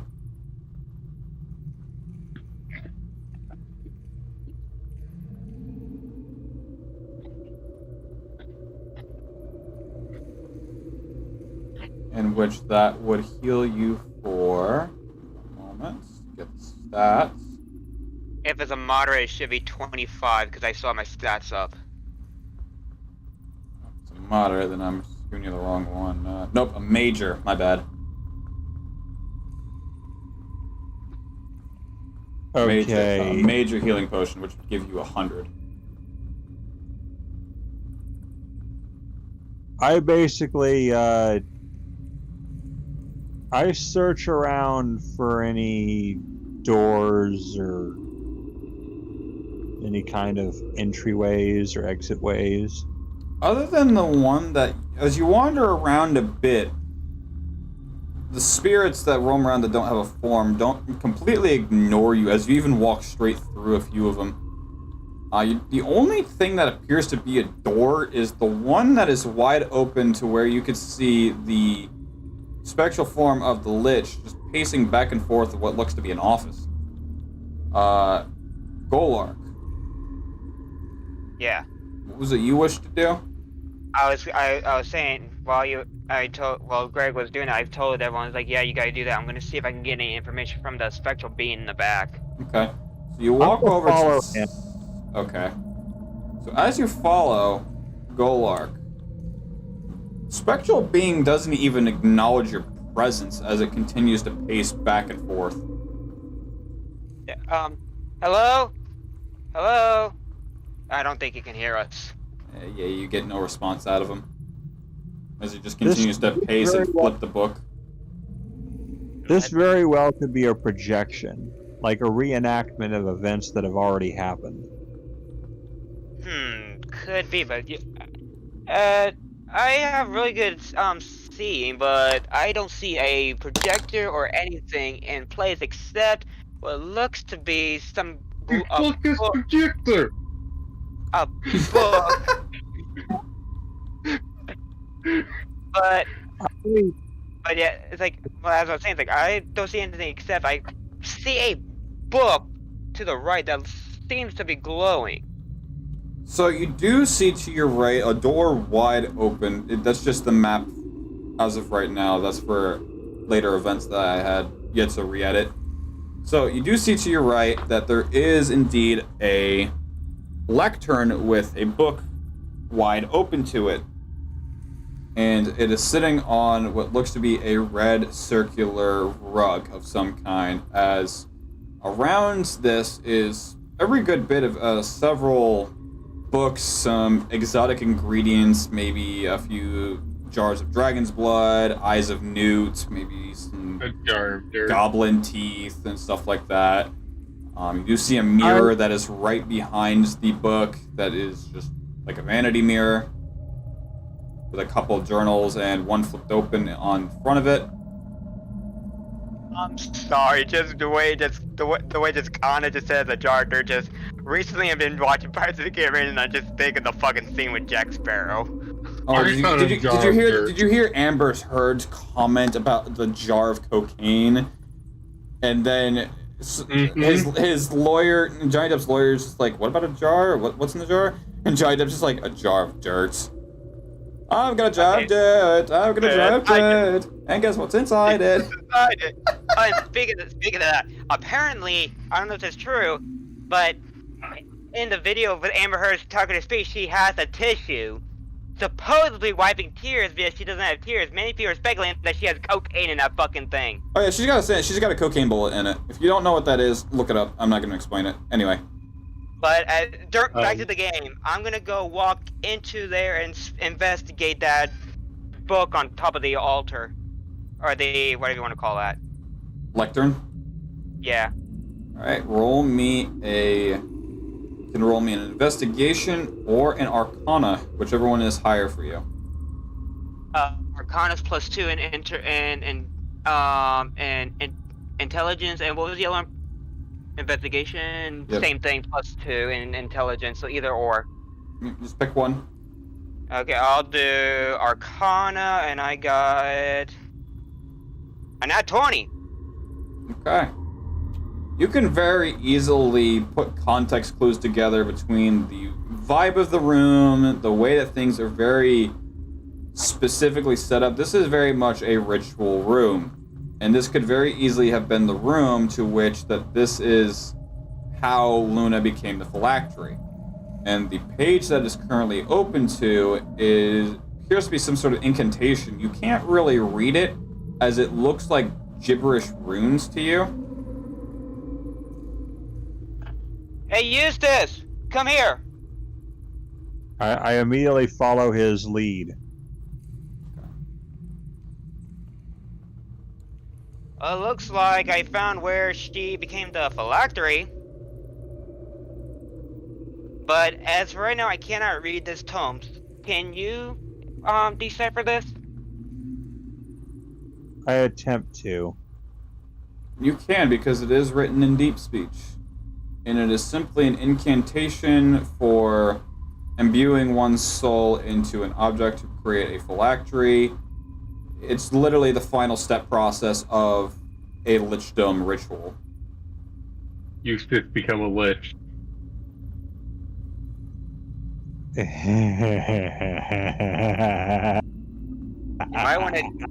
You might want to take this book for safekeeping, Eustace.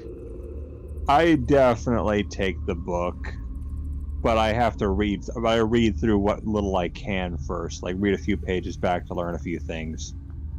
So as you flip a few pages back, it basically just gives a brief description of, like, warning labels of what you're about to do. This is very easily a history book, and that it slowly leads into a actual ritualic teaching, like an occultist book. I talk to Dagon and basically say, "You see this? You know what this means, right?" I ain't getting involved with this one. This one's on you. What the hell happened to Dagon's voice? Fear.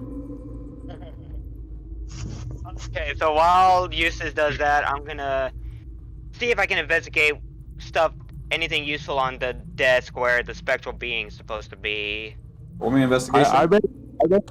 I ask Dagon, what are you afraid of? What does an elder god have to fear? Being overthrown. Why would I overthrow you? You don't know what Eldritch Liches can do, don't you? Okay. I would not be so petty. Okay, I'm... Again, that's up to you. If you want to take that, by all means, but you know, your friend back there said he would already teach you what needs to be done and probably do it properly versus you just experimenting and crossing your fingers. Still, the book would be useful to have, even if it would be better to have it so I could do it even more properly, rather than just not have it at all.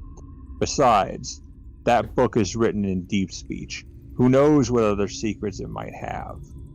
So I'll take the book and use it for a little more enhanced learning. Alright, so you can add a deep speech ritualic book to your inventory. And Got it. The roll for investigation, I rolled a 19. Okay. You do see several journals. A few are open, and you can read as this is written in common. You basically get some information, briefing of a particular individual writing down his thought process as he's weighing his options of what to do now within this area he now calls home. He's debating on trying something new and breaking the boundaries of arcane knowledge and infusing his soul within his lair. And eventually, it's as you continue to read through the pages, you see his rise to lichdom and becoming and inventing the Lichison. With another journal, it seems to be maybe a handful of years in the past, as you read of him escaping through a portal that was opened by a different demon in his hometown within Aphelion, of which he escapes with Luna maybe a handful of months old, to where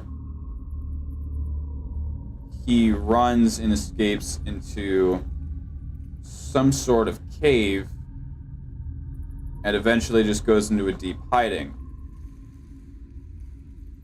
You get some major anxiety on what he's going to do from here. He came in here to hiding to protect her, and he simply just wants to protect her so that she could one day do as her bloodline has descended upon her, and is to serve the crystals and keep the world in calm instead of calamity.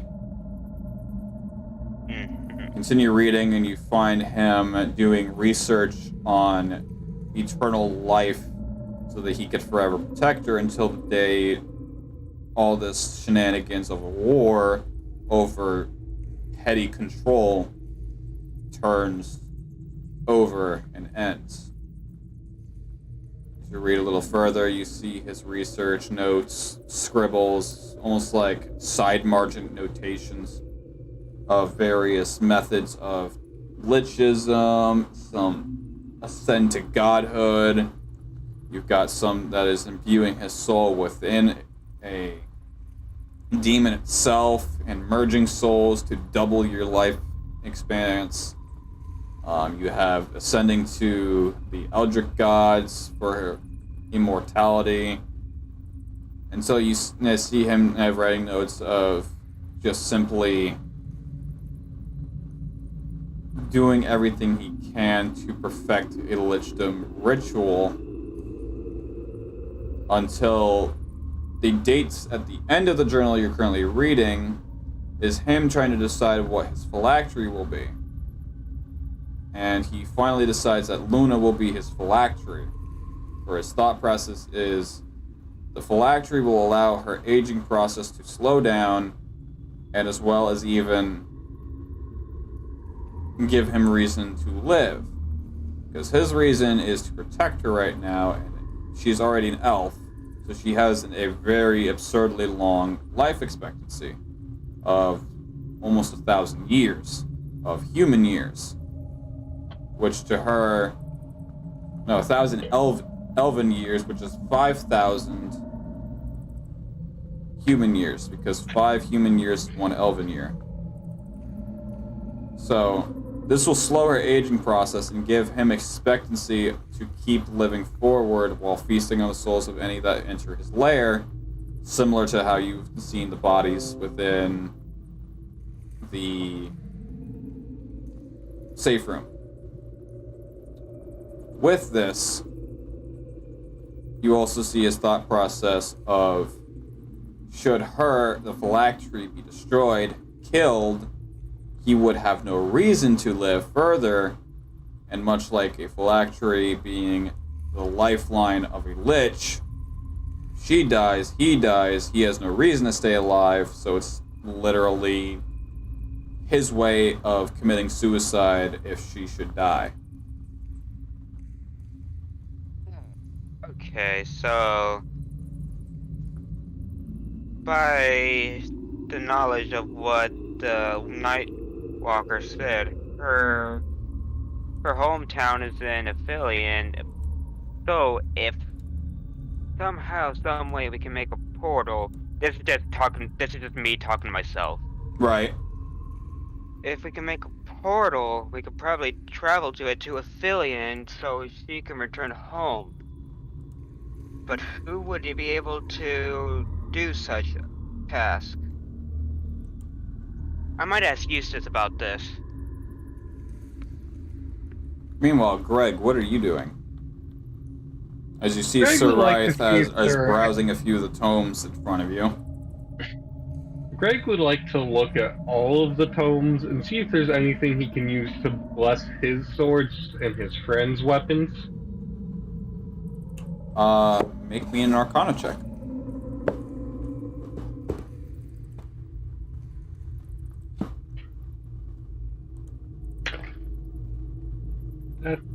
That is a nat 20. Okay. Most of these books that you are looking through are of some kind of either history book or maybe even a few spellcasters. Literally, this is him practicing and perfecting spellcasting to a lich's expectancy, and maybe even testing the limits of a god. But you don't really find anything more of blessing or enchanting weapons, just more straight spell casting. Greg will sit on one of the chairs in the room, or a table, and he'll think real hard about whether or not he remembers any ways of blessing weapons. Make me an intelligence check. That is a 16. Okay. So, you do remember most of the things that would call for an enchantment is usually you would need a few components of the enchantment itself. Like some of them might need fireweeds, some of them might need thunder seeds, maybe necrotic dust, thunder dust, maybe some eyes or blood, and then typically a soul gem of some size that is filled. Usually you don't need anything too crazy, like maybe the soul of a zombie or two. And that's just for like more high-end enchanting. For real basic enchantments, the only thing you really need is to know the enchantment itself and a few minor components, as well as know the incantation.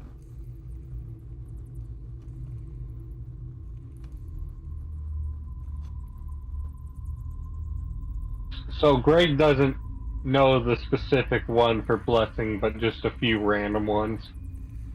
He knows, but like the back of his hand, the one for mending, because he's done it twice, obviously.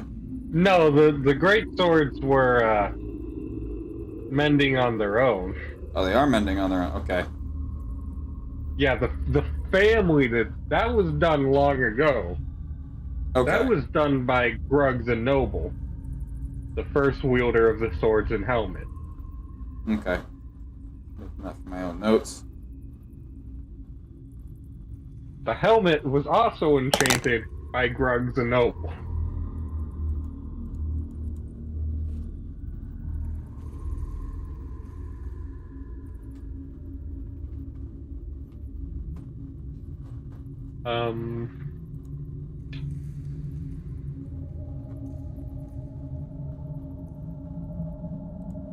Greg would like to go see if he can ask the Lich if he knows any ways to bless, because he wasn't with them when they talked about it being a projection. So as you go to return to the upper level, the Lich is nowhere to be found. I meant in the back room. Greg saw the Lich's projection go into the back room. Okay. So as you walk up and over to him in the back room, you see as he is currently just pacing, flipping through a book he's reading, and occasionally just pushing up his glasses and readjusting them.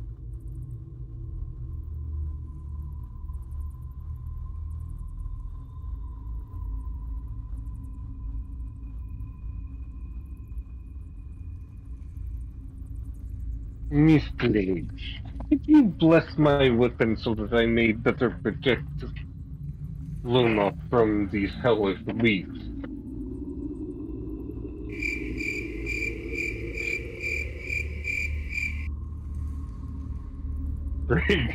Greg waves his hand while leaning forward slightly. So as you lean forward and wave your hand, he literally walks straight through your hand and just pushes his glasses up as he flips the page again.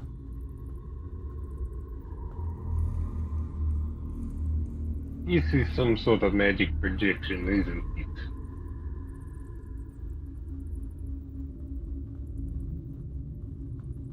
So I'm like I'm busy looking at any of the other books in this room, seeing if they have any other information.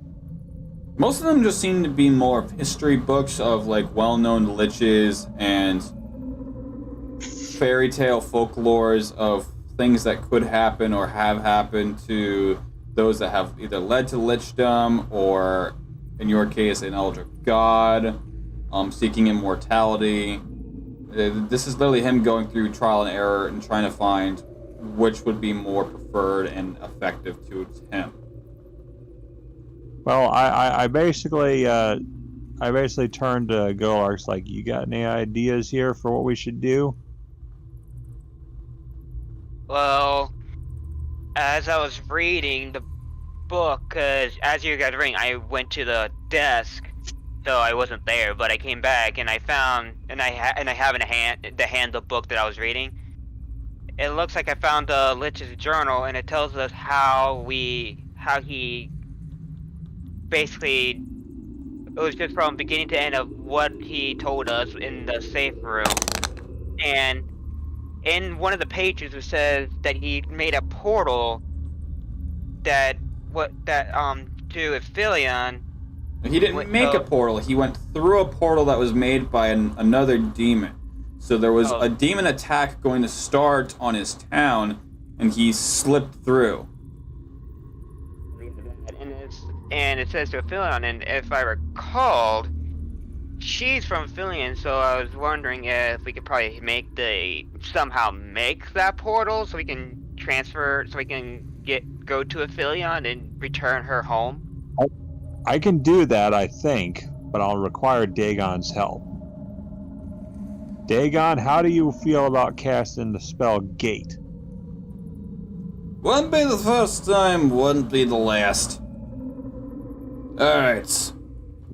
Can you cast a Gate spell to that particular place? Philion's a pretty big-ass place, mate. I need a little something more specific. A town name, a bar, some bitch's neighbor's house. I asked the little girl, where in Aphelion do you want to go? So you turn around and Luna's nowhere to be found. The last you've seen her was at the front door of where you guys had came from. Oh, crap. Shit, we forgot to bring her. Rife's watching her. As you are in the doorway, you turn around. Yeah, they're talking. Okay, and you just see Golar just flip through the page to see if they can find which part of Aphelion there she was from, but to avail no luck. No luck. Greg wasn't even worried about it. He fucking saw that shit while he was trying to think about how to bless shit. Greg, can you make sure that she's still in the room with us? Luna is talking to Rafe. All right, can you go get her and bring her over here, because I think we just found a way to send her home. Right, Luna. Eustace and Golarx may have very bad idea. Come hither. What? Who? What? Bad idea? What? Why would we send a being that they are looking for there, even though she has been protected by an elder god now, to there? They are either going to raise the entire town, or the entire nation on top of her. I did not say that. Why you don't put words to try and kill her. No, you were talking about sending her back. I can fucking hear you. It's not very big room. DM. It's not very big room, he says. DM. Can I smack him? That's not a question for me. That's just a matter of something you would just do. Okay, I just dropped the book and just smack in the back of the head. So as you go to gib smack him, your hand just like clangs against the metal. You feel a sharp pain in your wrist as you just literally just gib smacked a decent chunk of metal. I basically go over and say, look, now is not the time to fight. We got to get her home, and I think I may have found a way to do it.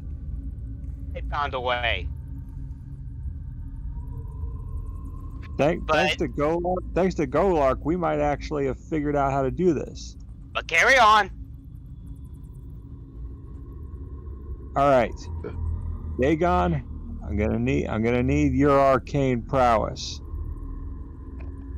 This, if we can. But first, Luna, where exactly was it that you wanted to be at? Because this is a big place. We need to know specifics. Kind of stammers for a moment. I don't know exactly where I was born, but he used to talk about this place Onanor a lot. You know where that is, Dagon? That small town? Think you can gate that? And you watch this, like, some goddamn Looney Tunes thing. He, like, grabs and he pulls the, like, pulls his hand out from the flask, and he, like, pulls himself out, like he's kind of stuck, and he's, like, wiggling himself out, and he just flops on the ground, brushes himself off as he stands up. Need to get a different flask. Alright. And he, like, leans back and cracks his back. Where am I doing this? See that pedestal there? He just points to it like some shit from JoJo. That one? Yeah. See if you can do it. Also, feel free to take your pick of any artifact you see in this room that strikes your fancy. You don't have to tell me twice, I was gonna do it anyway. And he points to it, and he flips his hand over, and he just snaps his finger as the tome that was there kind of glows a little bit, that's in your knapsack, as like a little blue swirl starts or get opened up in the room, and one of the swirls kind of connects to the book. As the gate opens up, and a thick purple portal just tears open like some Bioshock Infinite looking shit of just fabrics of time being torn apart. And she kind of looks nervous as what she sees through appears to be some sort of room, like a little cottage house room.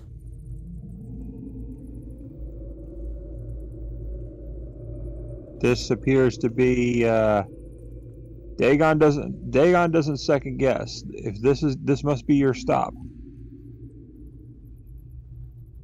And you see his hand kind of like, because he's still holding his position by him just snapping his fingers, and his hand starts to shake. I can't do this forever, lady. I need you to fucking go through. We're doing this now. Do it now. And you hear his voice like start to crack. Wait. Why are we sending her away where she could easily be harmed? Do you want the Lich to take our heads?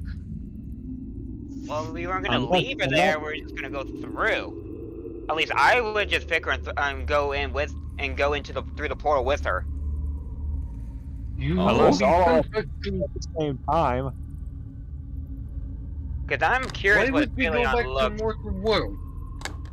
So here's the thing: if you guys were to leave the underworld to go to Aphelion, how would you go back to the underworld to fulfill the challenge?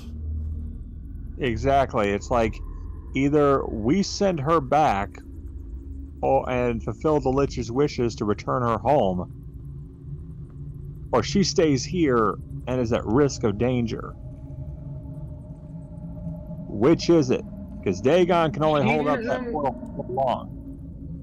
She is in higher danger, away from quite possibly the current deadliest band of soldiers alive.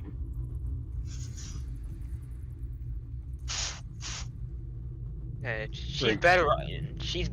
I agree with Greg, or anyone. Basically, anywhere she's in danger, but I feel like she's more secure back at her home in Aphelion. She needs to go. It makes you all feel better. I'll personally take her home. You sure about that, Bryce? You sure you can handle it without us? I feel like I'm just baggage at this point. He... I feel like baggage at this point. You guys definitely seem like you can handle yourself. I've just been a little bit of reinforcement backup for a little extra oomph if you need it. You guys think you can handle this thing on your own? Right.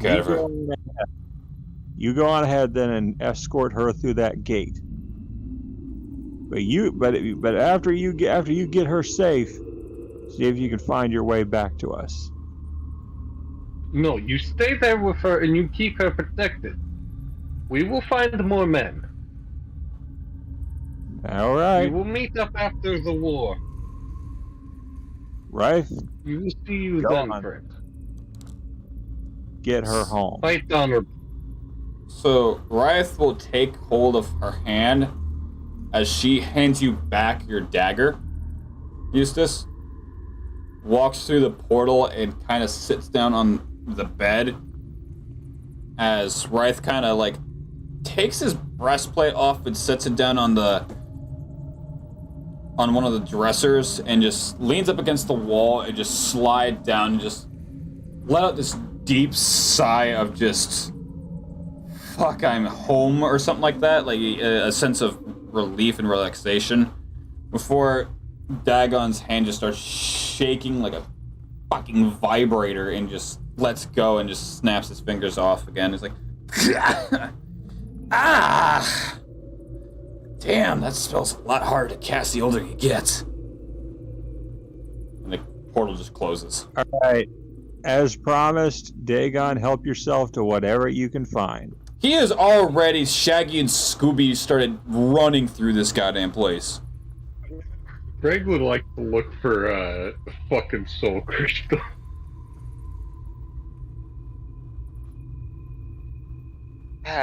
Well, we fulfilled the Lich's wish. She's home. And on that note, all of you have just gained a player level. Meaning each of you have just been granted 2 player tokens. Color player tokens. These are things that you can use throughout the entirety of the campaign and between play and characters. So, say you're in a conundrum where you really, really need a natural 20 because you feel like this could be story breaking if you don't succeed, or should you deem something that is about to kill you and you just have one little oomph of breath you need left and you need that extra life, or maybe you want to bribe me a little bit for, say, a special enchantment on a weapon that is consumable after a certain amount of uses or a certain number of attacks. Literally anything that could bend the rules of the game or literally perhaps you summoning the Keepers of Existence themselves for help could cost you a couple of these tokens. Okay, yeah, those are very valuable. I will be saving mine up till my next level. I'm saving mine unless I absolutely need it. Same here. Oh no, I'm just going to do stupid stuff to make Greg stronger with them. Oh no. Alright. So, I can just we're on imagine, fire. like, alright, so, it's the boss time. I'm gonna use the power of my ancestors. Natural 20. Alright, I gotta roll the D100 for damage. Oh, look, natural 100. I want to use a token to double the damage again. and then it's One shots boss. And then you killed the That's crap not what out I of me. was. That's not what I was getting at, but that's funnier. You just killed the I was crap just out. I was He just gonna try looks and the use Kraken in level the break face, pokes it in the nose, like straight up boops the Kraken, and just it fucking shatters like a goddamn mirror. Oh yeah, it's like that's punching out Cthulhu. You don't do that. That's not what I planned. What I planned was I was just gonna try and ask to go up to level 5 or level 9 in Paladin, because I chose a fun class, and I get some fun spells.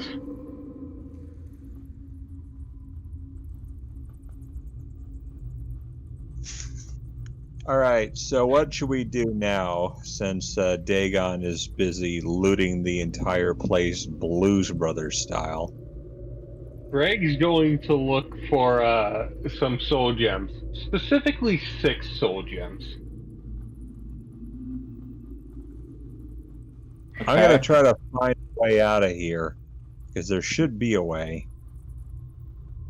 Yeah, I should do the same, cause who knows what? Because we are on the second level, so to speak. Who knows? There'll probably be more, and I'm starting to think Dagon is liking some of my crazy ideas, though.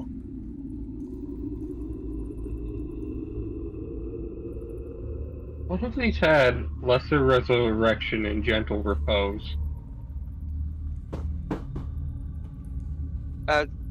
Okay, so what Golark? He's just, but wait, he was just talking like, cause when Yusuf was talking like, yeah, I should do the same. He just turns around, door right in front of him, like, well, I found a door. What does it do? What is behind door number 1? Your mom! Okay, I walk behind the desk to the door, and I open the door. So as you open the door, it leads deeper into what looks like another set of caverns from where you have run through that whole Easter egg. And immediately, the spirit that had originally been pacing turns its head to you and kind of like cocks its head in curiosity. Where are you going, friends? The entrance is this way. And he, like, just gracefully, like, gestures to the door that you had originally entered in. Okay, wait, well, if... Wait, were you just ignoring us the whole time? Ah! You now experience us. We were trying to get to you for the past 15 minutes. Hour. 15, whatever, an hour. And you didn't do shit. But now everyone says I open a goddamn door, you react. He's still gesturing to the door you had come through, and he has yet to move. Yes, I know. Greg we can't... would like to look for soul gems once again, because Yep. you ignored that. Alright, roll me an investigation real quick. Nat 20. So in the room of which that you would open the gate portal through, you do find a decent amount. You find three lesser. Damn it. But as Greg was doing, it's just you just hear Golok berant. He's like, "Yes, we know he came through there. I just opened this door. I'm curious if this fucking goes down or back up. Explain yourself." Greg gives 0 shits at this point. Golok's irate. I'm curious as to what the hell this projection is talking about. It's like, all right, I follow him. Like, where are you? Like, just to see if he's not jerking our chain, and is still a projection. So Golok is going irate on an inanimate object. So you basically follow his gesture, and he's literally leading you back out the way you came. So I guess he's telling us to get the fuck out. No, I'm walking down. So you wish to go through the door? You haven't left already. Can you tell if this is just like a tape on playback? So you can so as you wander through this doorway and you follow his gesture, you literally see Dagon just stuffing his face with, like, whatever the hell's into some of these jars, as some of them look like they're literal, like, ritual components from, like, a witch hunt, as, like dragon eyes or knoll ears, and he's just stuffing his feasting away. You ask him this, and he jerks his head over in your direction, mouth full, little eyeball just dangling out from his lip as he just kind of wipes it away. That dude's real. What you met up there was a soul? He swallows. That's a spirit.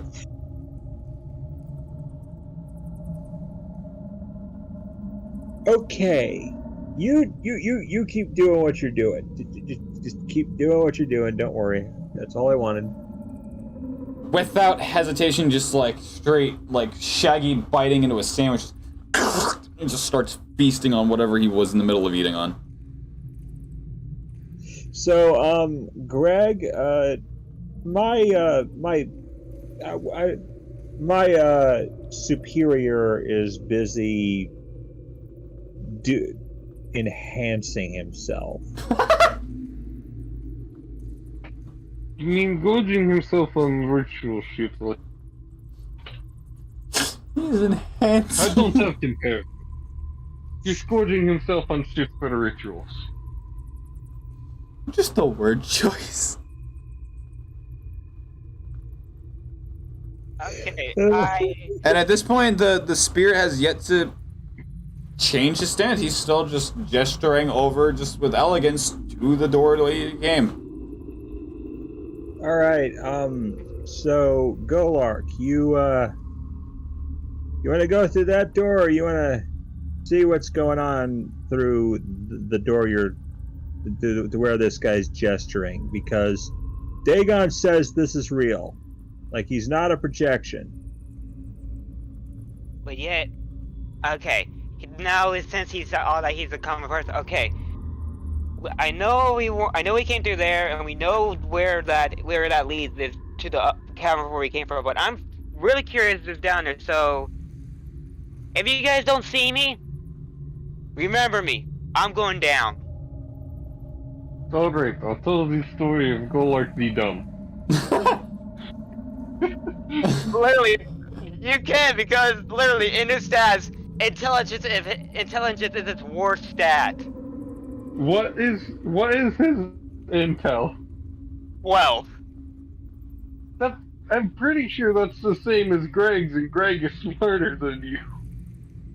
You or act smarter than you. Alright, what's the difference in your wisdoms, though?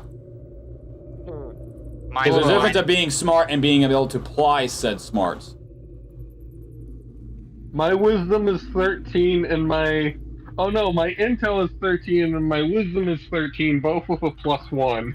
Okay. And my intelligence is 12 with a +2, and my wisdom is a 15 +1. So who's technically dumber? Yes. Oh, fuck it, I'm going down. See, for whatever reason, I just had Suction Cup Man just go off my head. Fuck you, I'm going down! What is Kanda's intel?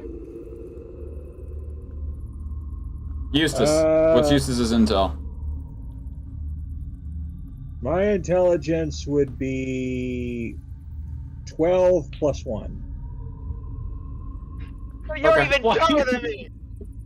Why am I smarter than the wizard?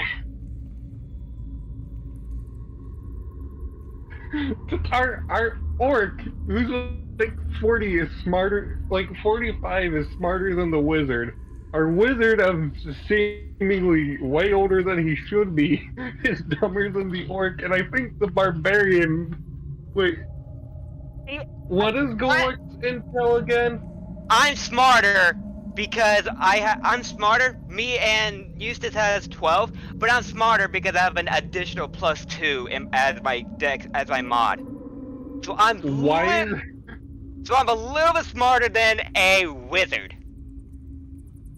We're both smarter than our wizard. Why is the barbarian smarter than the wizard? What have we done wrong? I've still had good ideas. I mean, haven't my plans been working so far? Yes, but I like if our characters have actual higher intel. Wait, isn't Golok also the actual fastest and strongest, but yet I'm dealing the most damage and moving the fastest? Okay, I'll give you my stats, just for reference. My strength is 18. My dex is 14. My constitution is 15. What's your mod on your strength, though? 3. Okay, and then I have the 17 plus 7. So... But also, I have a proficiency bonus in said strength. But back to the game. I'm going down this path and see where it leads. Hey, Lich, you mind waiting for a moment? We'll be right back. It's still doing its same gesture. No change. Yeah. He's just gonna sit there. Greg Jojo walked into the cave just because fuck it. He's just gonna sit there, shizzing all over the carpet.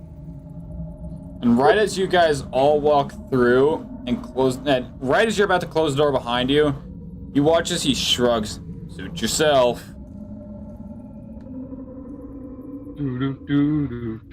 There's a bigger boss in here. I feel like I'm getting mocked by a spirit. I feel like Golok just walked us all into our death trap.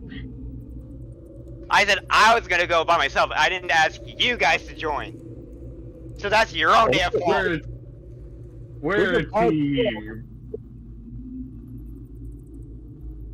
Also, we should have asked Reich for his 60 feet for some of his supplies, such as his torches and like 60 feet of rope.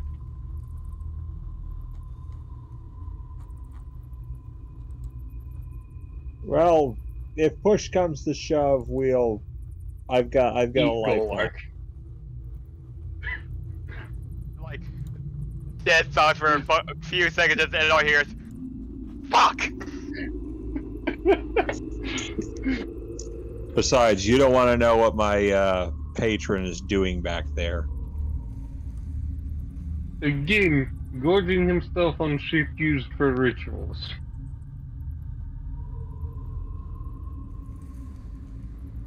Yeah, I already said what he was doing.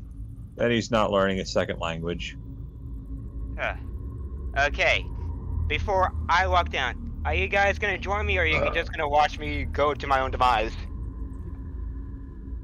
I'm going to stand about a few feet. I'm going to stand back far enough that I could help you if you needed it. But also that I could make tactical retreat if necessary. Eustace? What do you need? I was asking, are you gonna join me, or are you gonna stand back? Well, Greg, you think he needs me? Eustace, you are already in cave with us. Just come.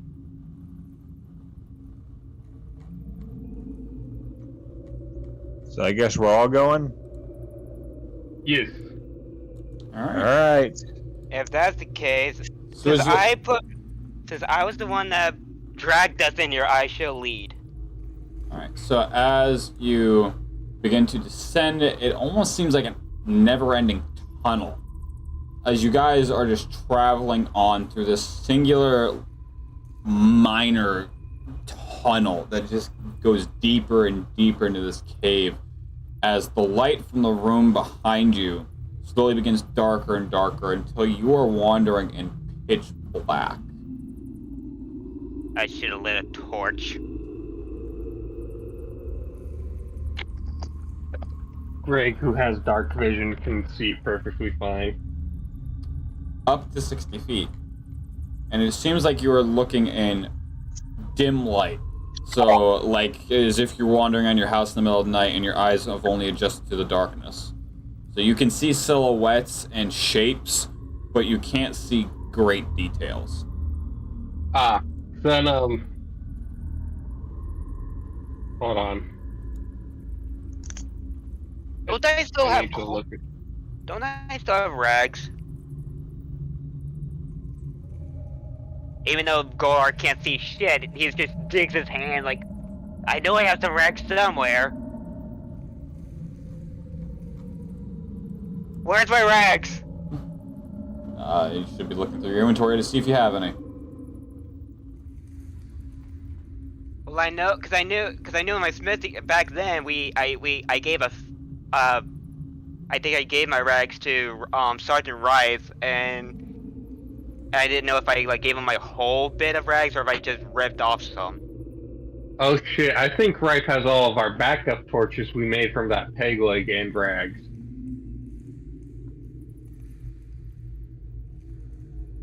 Okay, I'm just curious. If I use my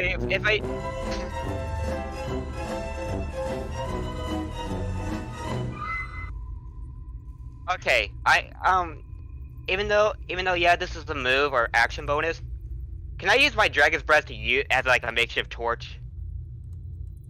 You could. Because there's a cone for 15 feet. I might do that. So, yeah. So as you let out this, intake this deep breath, and just exhale sharp like you're shouting, and unleash this massive cone swirling flame.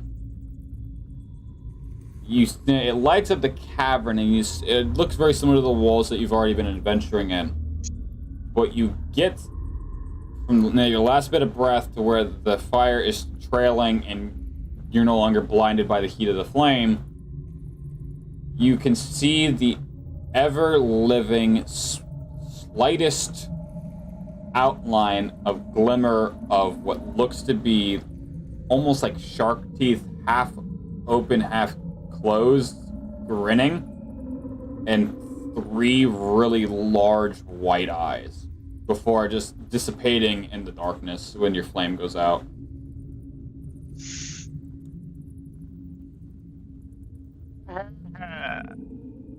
Okay. Where would that thing be from us? I understand why he told us to go back there. Pyro, What did how you far see? would that thing be from us? What did you see? Being that you saw a glimmer of it from the heat of the flame, so give or take 25. Okay, So- Pyro. Okay, so we have from us 25 feet from a potential boss or something.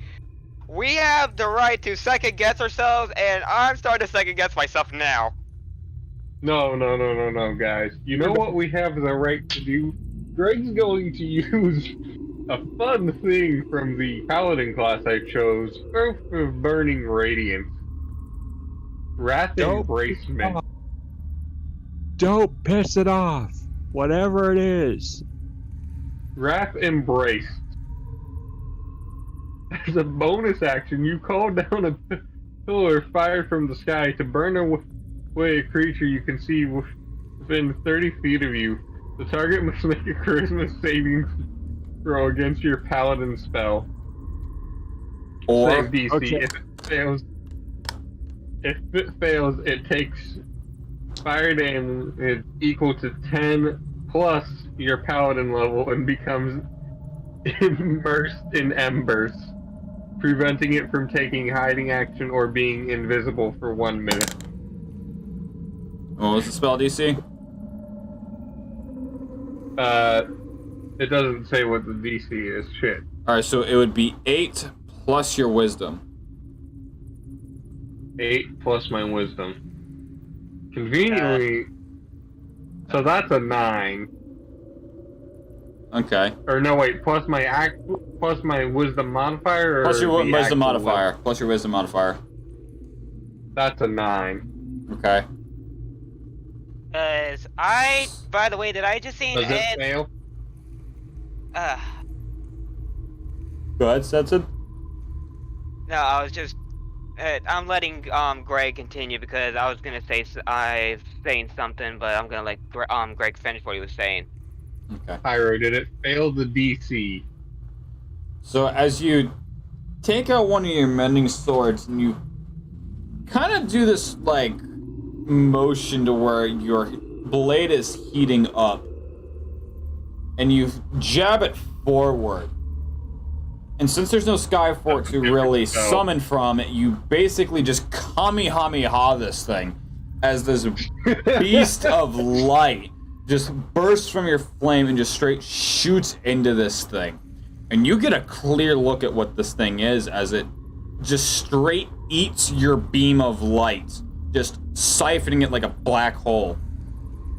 Oh crap! This is like Yakon from Dragon Ball Z. Okay, so what I was saying before, when just with the breath, just when I took the breath, and it just slowly dissipates, and then it goes, the creature or whatever it was just goes. Just give me a resemblance of Cheshire Cat, just like he sees you, and then you just slowly dissipate in just your eyes and mouth. If only I were level 13, because then I could just cast Banishment. Okay, maybe we should turn back and not engage whatever that is. Because the guy clearly was gesturing for us to go the other way. And I think now is a good time to regret our actions and follow his instructions. I feel like we can take it. You guys didn't have to join me. I was gonna go down there by myself. It was my decision. So yes, I'm regretting it now. I'm going back. No. We can take it. Come on, guys. Think of the levels. Hey, Plus, are you... Greg can do healing now. Sulfur? It's Fenris Sulfur down here.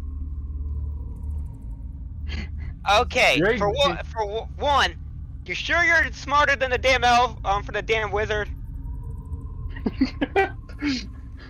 That was outside of game. 2, we can take it as a team because we know what Greg can do. Fenris Sulfur?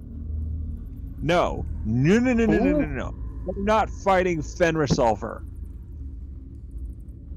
The hell is Fenris Sulfur? Fenris Sulfur is the wolf guardian of the underworld. You mean Cerberus? The 300 dog? I mean Fenris Sulfur, Norse, not Greek.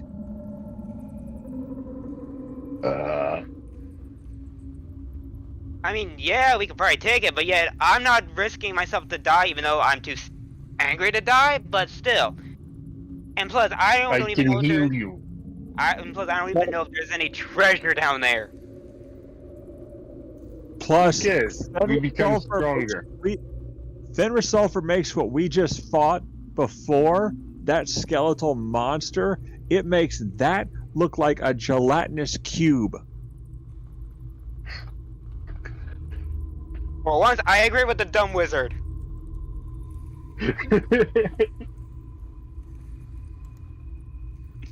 I'm going back. If you want to take this by yourself, by God, all heck, you can go. But have like our friend, like our one friend of us versus this. What are the odds versus the team versus this odds? Only one way to find out. As of right now, this thing, it's literally just swallowed your beam of light. And it is, you haven't pissed it off, but it's simply just standing there. Okay, that is Yakon from Dragon Ball Z. I am turning back. Okay, and like I said, Greg, you can fight this by yourself. That's up to you. But like every cleric or someone I know may have God restful on your soul. I'm leaving. Fuck this shit. I'm out.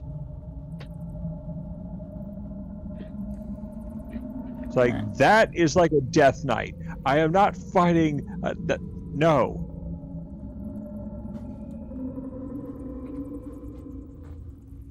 Seriously. Back with the is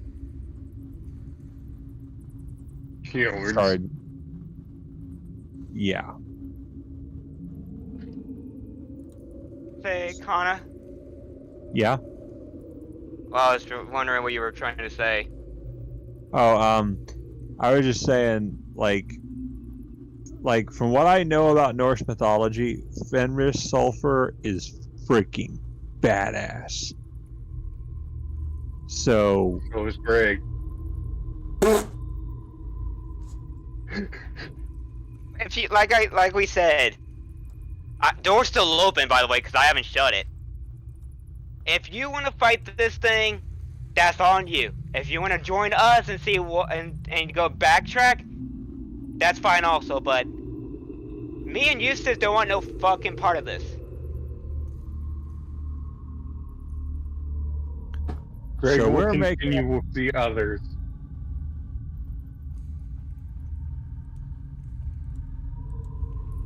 So if you want to be like what you did with with Luna, try to sprint this, kill, and come back, great.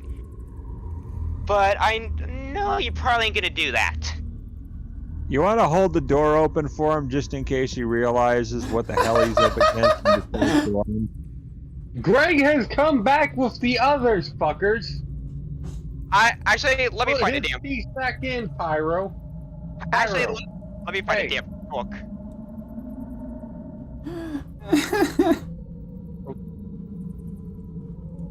Oh, there's Okay. one. There's one. I grab a fucking book and I just shove it in the door like a fucking doorstop.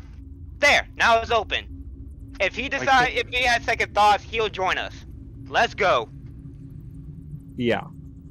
So as Eustace assesses the situation, realizes what's in front of him or what he believes to be in front of him, says his piece, turns back. Golark says his piece, turns back.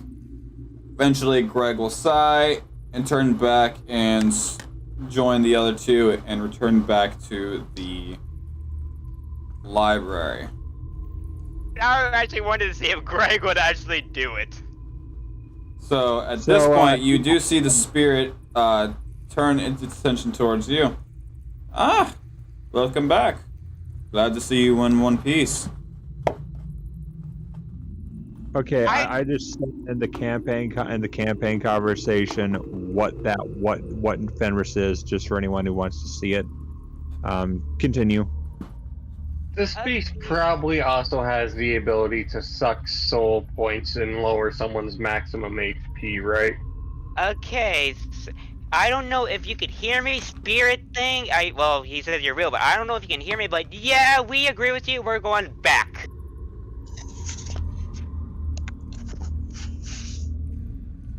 It's just And got a frankly blank apologize. expression. And I frankly apologize that I Hello? was out and asked to you. Yeah, I heard you, Blue. Alright. And my answer to What you was the is you don't know that. Motherfucker. Wait a minute. So according to D&D, Fenris Sulfur only has 362 hit points.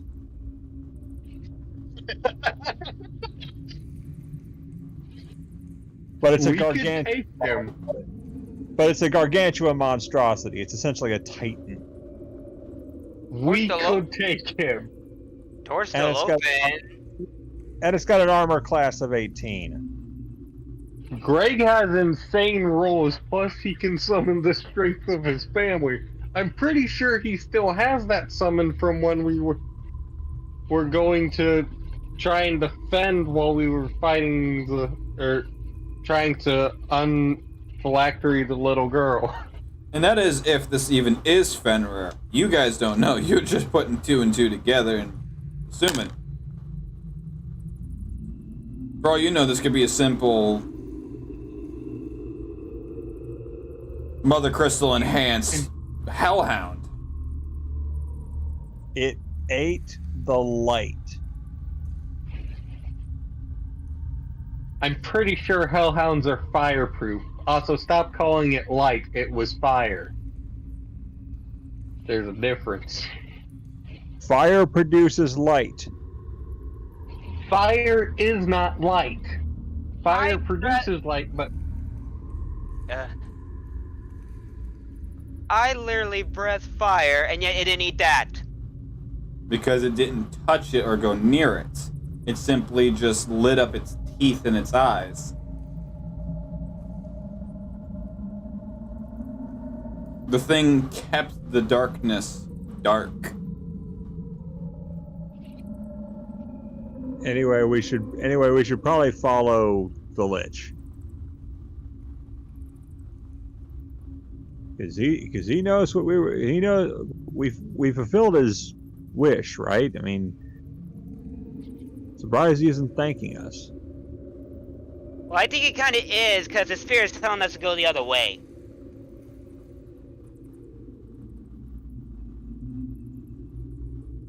So, since we know what was behind that door, should we go back into there? Or should we go the other way and figure out there's another path? I roll we go back the other way because we don't know how narrow that corridor was that we were just in. Give or take maybe literally the size of this door. Like literally just keep this going straight down. So if we do intend on finding this, we won't have much room. So yeah, let's head back. Give or take 30 feet wide.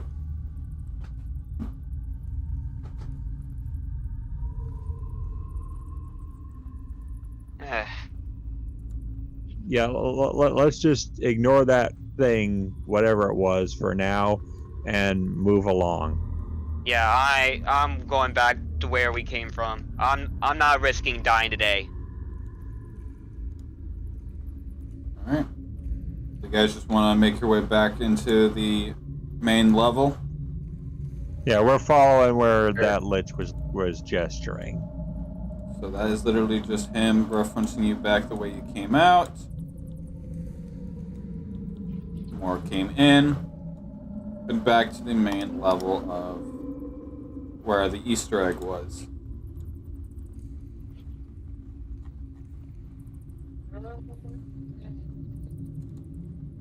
So while we're getting there, as I can think of remembered, Luna, in the room where Greg was with Luna, she opened some type of gate way down there. Should we hit that? See what that is? Pretty sure she opened a wardrobe, but sure. Basically what she did was just close the door so she could change. Yeah. Was that literally it? That was literally it. Oh. Let's head back to the entrance and what type of backpack does Greg have? And let's see if everyone else has that backpack, because it comes with like 60 feet of rope. Plus, we still have a bag full of riches that we got from the area with the mimic. You what? There was a mimic with a bag of with a bunch. Greg grabs Eustace's mouth. There was no mimic. There were no riches.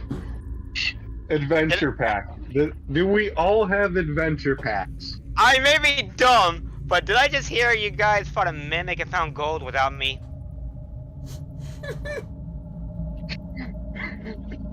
Sorry. I get to persuade and Jedi mind trick him. And can I intimidate Eustace to say what he says? These aren't the riches. Don't persuade. These aren't the riches you're looking for. Forgetting. And I intimidate Eustace to tell me what he said. Great counter intimidates Eustace to not say it. Roll off. I'm conflicted. Literally, Okay, both of you roll me an intimidation. Alright, hold And on. at this point, it's more so you guys just rolling and Eustace actually making the choice of either not saying or saying. Because you can't really force him to do anything, but you can do these to basically just show, as in this case, intimidating you're trying to make the situation. Not 20. I have an 18. Shit. Not 20. What's your modifiers? For intimidation, +6 in charisma. And then, what about you? Yeah, Hold on. Greg, don't. I hit me don't for think I beat that. But, my intimidation is a +1, but I am proficient in it. Which would mean you would add your proficiency bonus to it. So What's the proficiency bonus? I'm same. I'm proficient in intimidation, but I have a +6. It's probably your know what the proficiency bonus already added to it, but for you, because you just No. became proficient in it, you should have somewhere on your sheet written Probo. For me- No, for I me- didn't, because you didn't tell me what that was. Alright. Well, while you guys fix that, I'm gonna be AFK, gonna do something real quick. But if I win this, you tell me what the fuck he said. What would Oh, be... So right now everyone is level 6, so your proficiency bonus would be a +3. Ah. He has 26 versus 21. Okay. If only this were Call of Cthulhu, where you can push your luck. I actually just started I'm playing sorry. Call of Cthulhu for the first time ever a couple weeks back. So what would the proficiency bonus in my medicine be as well? Because I also pro'd into that. You would. So anything you are proficient in, so weapons, armor, skills, stats, you would add your proficiency bonus on top of your modifier. So wait, is the proficiency bonus different from the modifier? Alright, so your stats will give you what a modifier is. Like if you have a 14, you would have +2, or if you have a 20, it would be like a +4 or something like that. And then you would add your proficiency bonus on top of that. So it's stacking on it. Okay, so then what would the proficiency bonus for strength be? I should have that already added in to your modifier. Okay, so then that's my +7. Right, that's your modifier plus your proficiency bonus added together. Alright. So wait, then what's my actual modifier? Just like a 5? Yeah. Due to you being an orc and you're already fucking high ass stat. Alright. And then... do my pre-existing proficiency bonuses in survival and insight go up for let me check leveling that. up? Yeah, let me look at that real quick. They would not. The next time that they would go up is if you were to hit level 9. I see.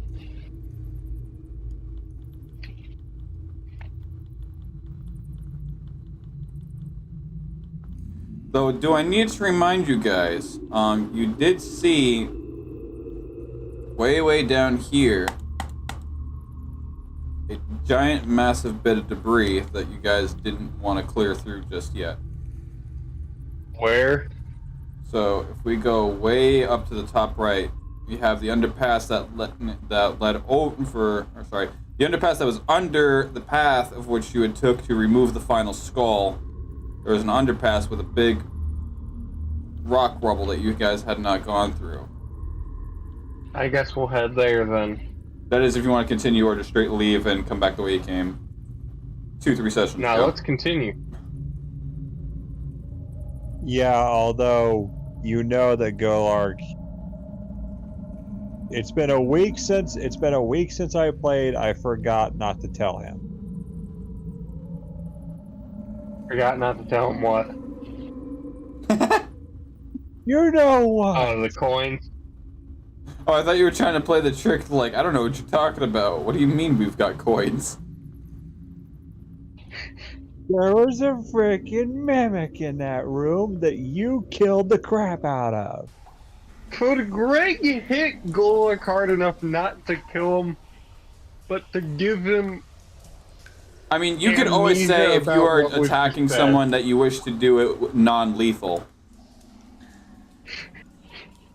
No, don't go down this road.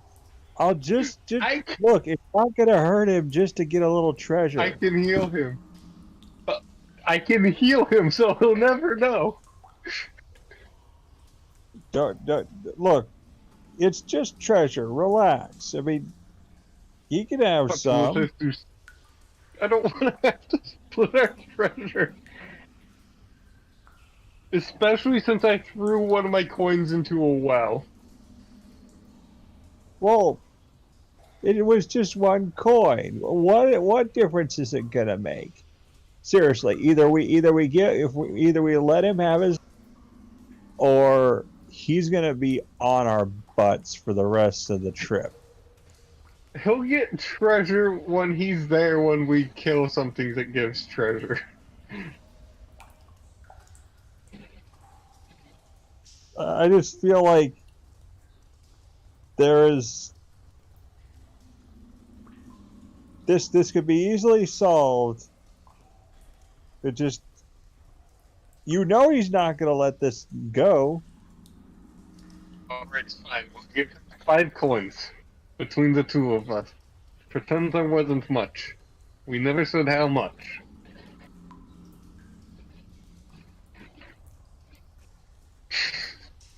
That is true. We never said how much. I mean, you could bluff him.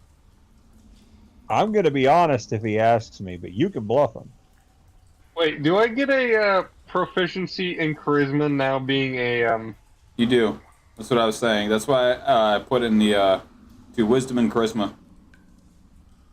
Okay, what do those become now? So you would add your proficiency bonus on top of those.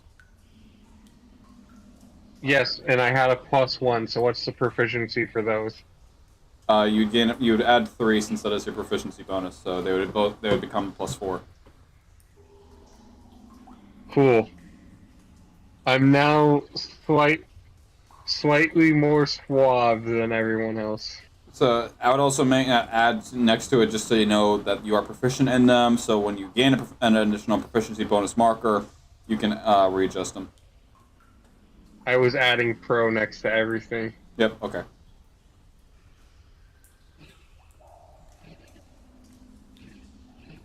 So you did find, this is 3 levels deep, and you did find one of the levels. And that is the Lich's library, essentially, for where he does his research. I thought the 3rd level was where that thing was. No, that was part of the same level. I'm not going down there.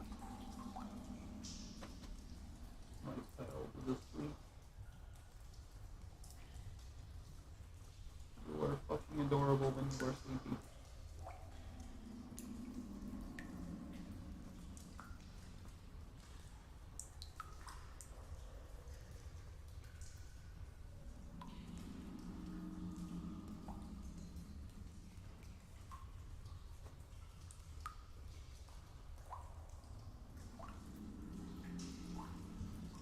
So, Ryth walked away with Luna into this little cottage to a little town Gonna die. on a Noir. You had just learned that this entire area is more of a way to protect her from those that are in the underworld, and any that enter it becomes the souls he siphons to keep him in lichdom.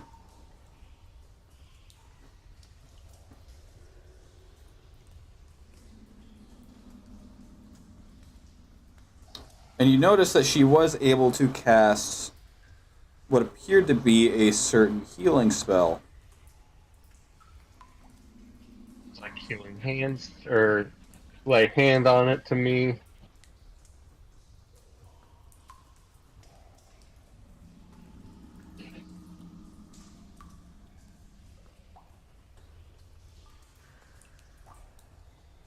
While we're waiting on Golak, I'm going to go put up my training. Okay. Let me see how the stream's doing. Cthulhu? Huh? So you started playing Call of Cthulhu? I did. So on Saturdays I play, and now we started going back and forth between playing Dungeons and Dragons and now Call of Cthulhu, where I basically play fucking Nathan Drake from Uncharted, but I renamed him as Booker and changed up a few things about him. But his appearance is literally Nathan Drake. You enjoying the Eldritch horror? Well, we've only gotten to the point, so where it is right now is there was a murder in the museum of which I was supposed to return an artifact from because I have the occupation of an archaeologist. We got this fucking PI guy that apparently can never fucking die because he literally died from getting capped 3 times, and his last dying words to my character was to go to his office and check for some things. So I take his business card that he hands me as he's dead and go to his office. Well, guess who's still fucking alive in his office? And anytime he dies, it's like his body resets and goes back to his office. And that's as far as we've gotten. Nice. We've only played a singular session, and this coming Saturday should be session 2. So yeah, you're liking the weirdness of the game, huh? Yeah, where fuck nothing makes sense, and you're just now trying to piece things together. Like, well, I'm stuck in solving this damn case now, I guess. Yeah, that's Lovecraftian lore in a nutshell. Have fun coming up with stuff for my character. Oh, I'm already about knees deep within lore and stuff with the world with Petra. Oh yeah. I feel like she's just gonna be like. There's a lot to do with her. And you just have me, who's going to be a tiefling imp, or a tiefling rogue who's going to multi-class into bard at level 5 and just swindle the shit out of everyone. Well, you probably won't be able to do that with her. Oh She no, doesn't- not to the team, but to everything in the world. Dude, it's like Everyone walks and into everything. a shop, picks something off of the shelf. I'd like to sell this to you. Okay.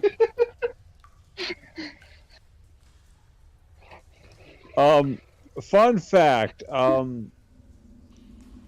That joke I said, or that quip I said earlier about what Dagon was doing.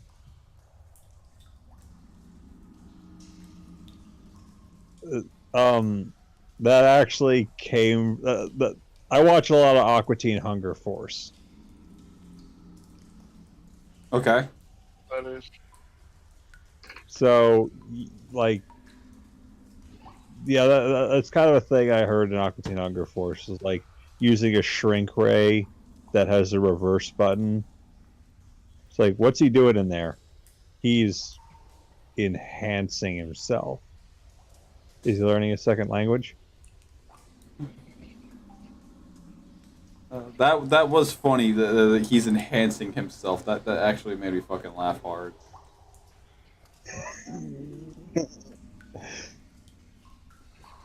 And then I just had to sprinkle to his characters like, I'm just an asshole, you know? Well, I mean, I could see that with him. It's just like, when you walk in on someone who's just stuffing their face. I honestly was expecting him to just collect things in, like, his arms or something. I wasn't expecting him to actually eat it. No, I'm meaning when you're talking about Dagon and whatnot, and he just speaks from the flask, is like, I'm just an asshole. Well, I mean,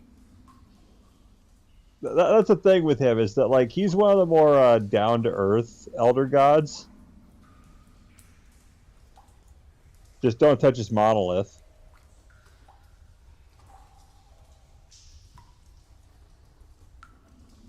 Yeah, like, it's funny because I would have never imagined him to have. I would like. I love what you're doing with Dagon, where he has the what like. I almost attribute it to the Slazy Mario voice.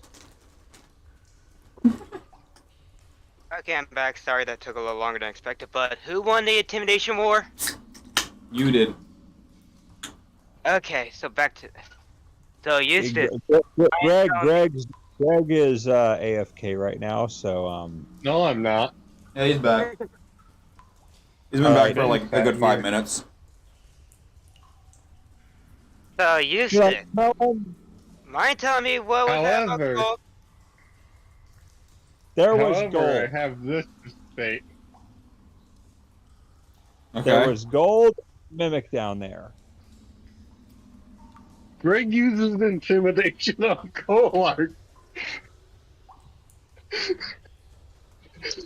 And you guys didn't save any? I've got some. Do you want it? I was going to use it for just in case we ran into a shop. I have 2 pieces I can give. We did not get much. No, you guys can keep your gold, but for next time, let me know. Cause so, Alright. so that's where you guys were when I was looking for you guys when me and Rice was trying to figure out the. Okay, moving on. The realization settles in. Yeah, we were fucking up a mimic. To be fair, the mimic did bite Greg first. It Chomp. looked like normal chest. We thought there would be far more money. Bastard ate it all. That stole my money.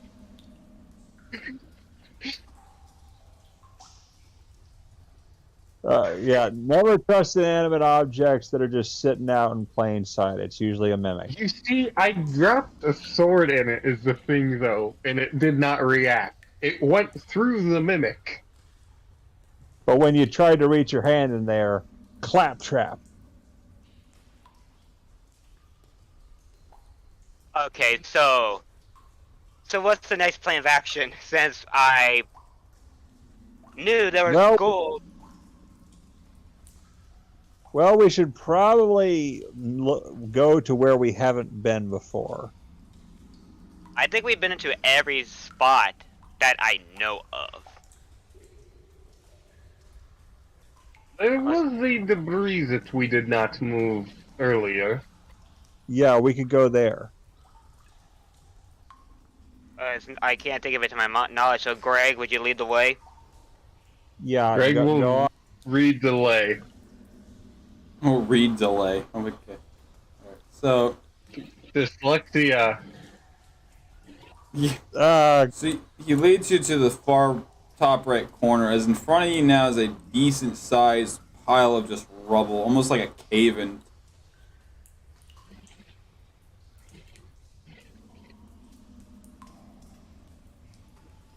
Greg, you want to go in?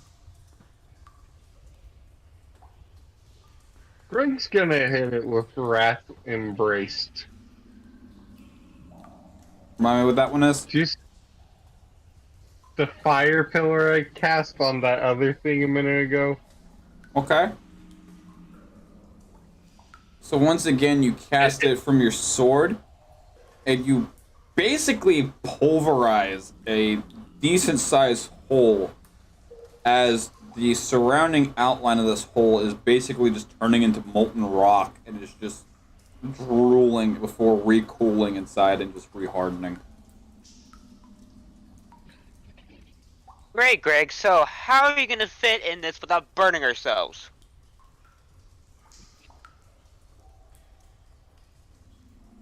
You want to just carve I am open a wearing hole? heavy plate. I'm wearing heavy plate mail armor and a Turesk hide cape. The Turesk that my cape is made from is still alive. My father is a fucking psychopath and keeps the thing dismembered in a cave near the family home. I have scale mail on. Greg takes his Turesk hide cape and puts it over the molting rock. Because I know Turesk have really high regen stats, right? when they're alive. Or am I just thinking the Tarrasque is alive, and the cake his Tarrasque is made from is still alive? Right, or am but I it's just thinking of separated from the body. I'm thinking of when 682 was described as a Tarrasque in a Lord Blackwood story. Never mind. Greg just fucking leaps through the hole. Okay. Golark, you're next. As a wizard, I don't exactly know. Well, I was gonna say if I was gonna see if I can grab some stuff, but yeah, let me see if I could just jump through it. I mean, it's a decent sized hole that he made. You could probably, like, a crawl space, go through it. Okay, so I'll okay. Hope I don't burn. Jumps through. Alright. As you jump through, you do get, like, a brief whiff of strong heat just blast you like you just opened up the oven. Once you just go through the other side, it's fairly dark, but also fairly calm. The heat reminds me of home. And I do not want to go back there. I basically was like, all right, our arms clasped together, Superman style, jump through. Alright. As you jump through, tuck and roll, as you are now presented with a very unusual area that especially piques your interest, Eustace. Really? If I can find the map here.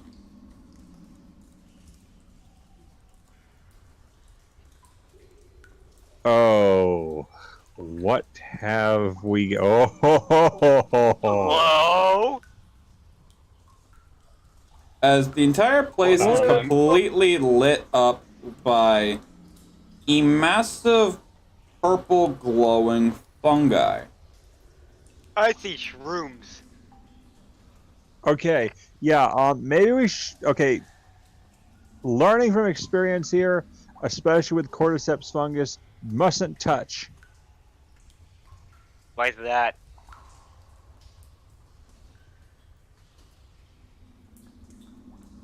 So yeah, I basically, assuming that Dagon is back in my flask. Last you knew, he was feasting away. Well, yeah. So I checked my flask to see if he's in there. So you just look down at your flask and you try to, like, just tap on it like a fish in the tank. Watch, what? What do you want? You recognize any of these decomposers here? I choose not to confirm or deny.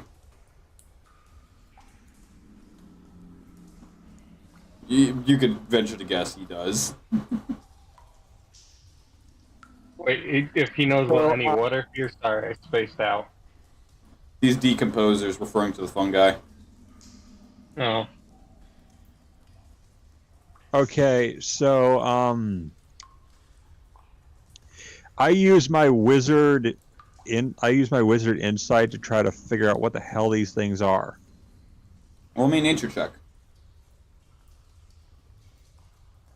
Rolling. 13. These you can definitely tell by their unnatural glow that these are more than just mere glowing mushrooms of what you've seen from Feywild type environments. This has definitely got the reek of demonic all over it, which would make sense because you're in the underworld. But just the pure smell of just floral coming off of them deems it a bit weird to you. Okay, guys, I recommend, for the sake of our safety, don't touch the mushrooms. Mushrooms can get spores on you and who knows what they can do with those spores. Greg puts the rock he was about to throw down. It was not about to do anything. Have you ever seen cordyceps fungus before? The hell is that?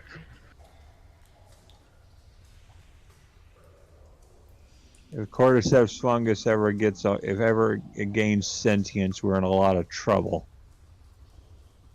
The hell is it? Eustace! Greg grabs Eustace. The fuck is cordyceps fungus? I do not speak common as my first language. I speak Orcish, damn it. Cordyceps fungus is a fungus that insects eat that controls their brains like zombies.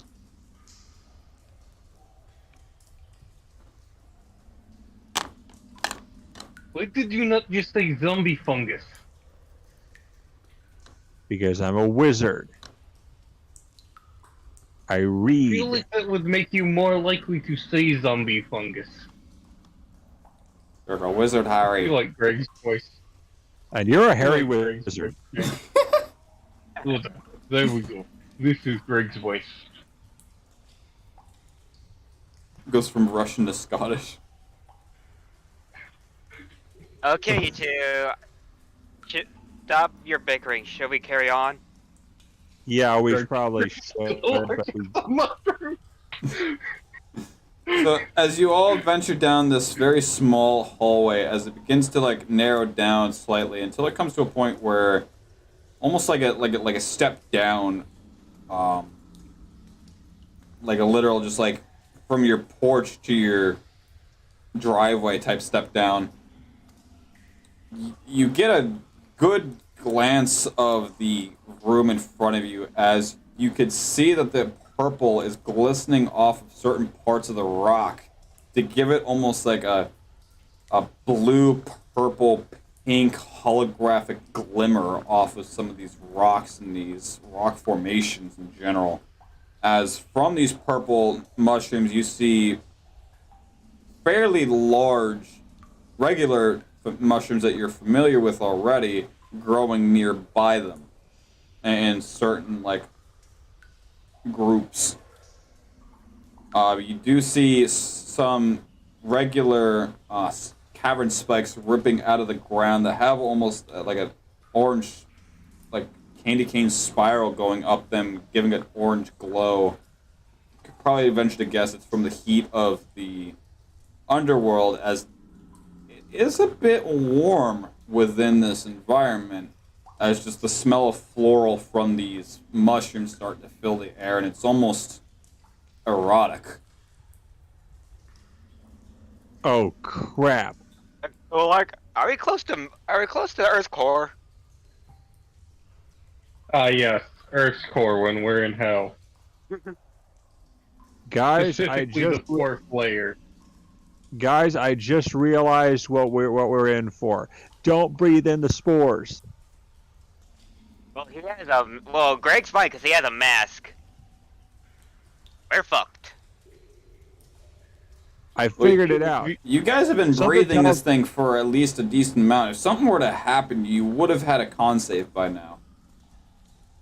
Well, something tells me that we're close to an area with succubus.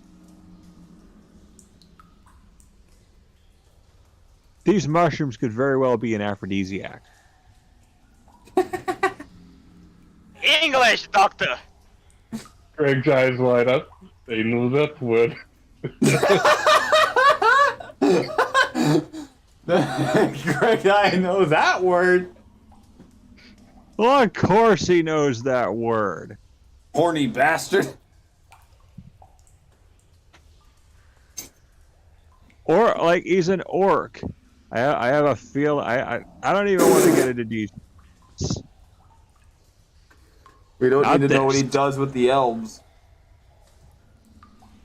Yeah, well, Just like elves, remember? look, let's focus on the mushrooms right now. And I ain't talking about those kinds of mushrooms. But the magic ones would be the same. Okay. get high on. Why can I hear sound? Why can't I hear colors and smell sounds?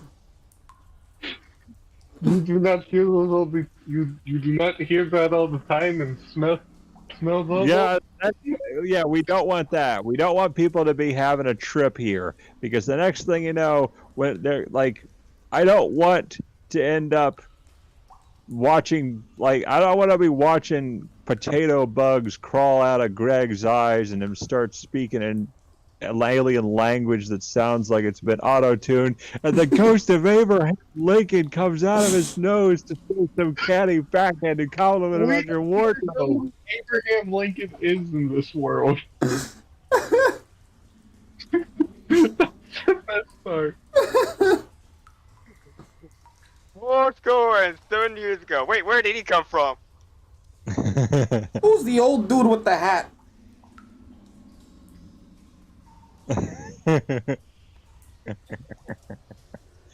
Okay, yeah. Let's get a move on and see if there's anything around here we can use. Tearing up. Other than the obvious elephant in the room, you do see towards the center of this decent-sized cave room that you're in, does look to be some sort of water-like liquid as it's very gently sloshing around and is lit up by something underneath it. You can't really see what it is, but it's definitely not one of the mushrooms, and it could very easily just be the reflection off of each of these crystal rock formations that are within the water.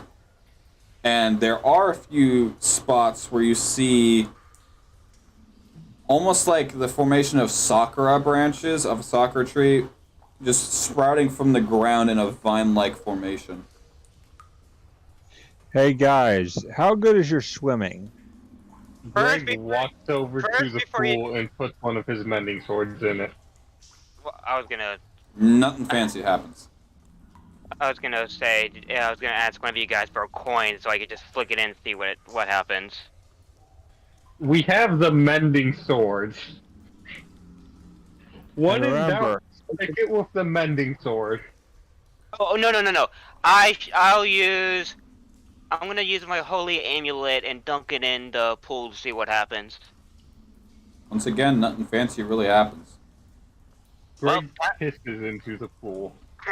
All right, guys. I want you to grab onto me and hold on tight because this is water. This is my element. I was about to say, you don't say. Well, I mean, there could be a passageway under there. Well, do you want to go by yourself? Because we might be dead weight. With all of our armor and sword, we might hold you down. I'll take a preliminary look around, and then I'll come back up and let you know if the coast is clear.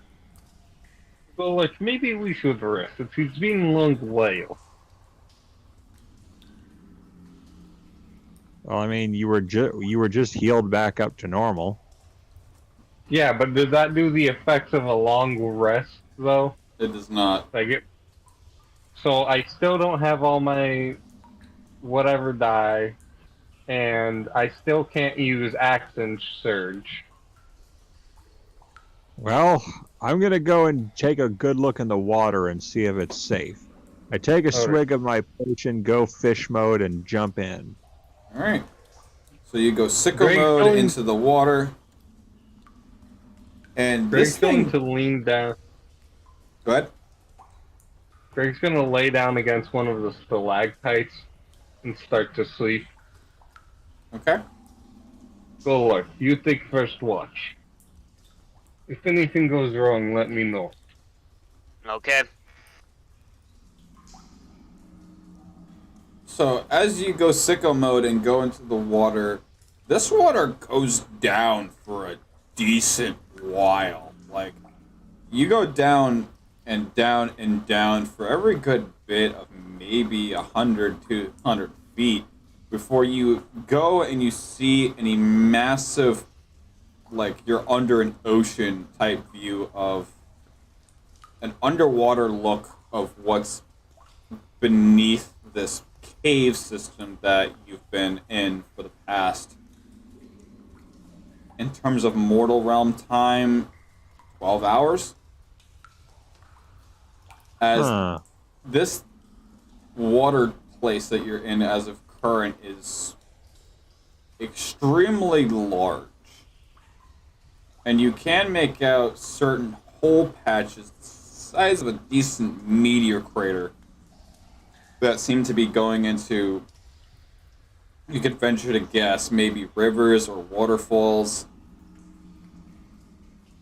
for other portions of the underworld. Nothing significant that leads to other passageways, though, huh? But you do feel this water being very particularly warm, almost like a hot spring. So I swim back up to the surface. Guys, it is huge down there. Good thing we didn't go with you, because who knows how far you could have gone down there and all that, but don't mind Greg, he's sleeping. It was unbelievably huge down there. It was incredible. It was incredibly deep. I don't know how far it goes, but I know for a fact that we could get lost in there or run out of oxygen or both. So by your terms, there were multiple paths in there. Yeah, it was like there was like a labyrinth underwater. We'd never find our way out. And I know for a fact me nor Greg have potion of water breathing or whatever it's called. Yeah, we don't. I'm the only one who can do that. Yeah. As far as you know, because Greg is the only one that's actually taken a swig of that, and it gives him the benefits of rage. With it gives it to Eustace, it basically turns him into a fish person. Yeah. And I never took in a swig of the potion because one, I technically didn't need to, and two, I didn't know what I was gonna do. You want to try it and see what it does for you? And since there's really nothing else here to do, sure. All right. Gonna taste like peppermint barf.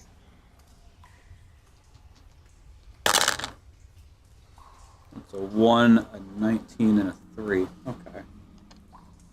So, as you take a swig, at first it feels like your insides are fixing to turn themselves inside out until your body slowly reconvenes.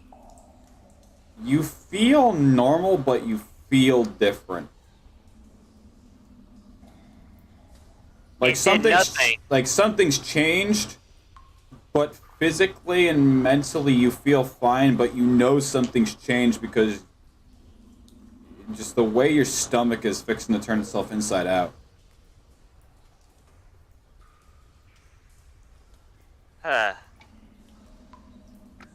I'm fine, I guess.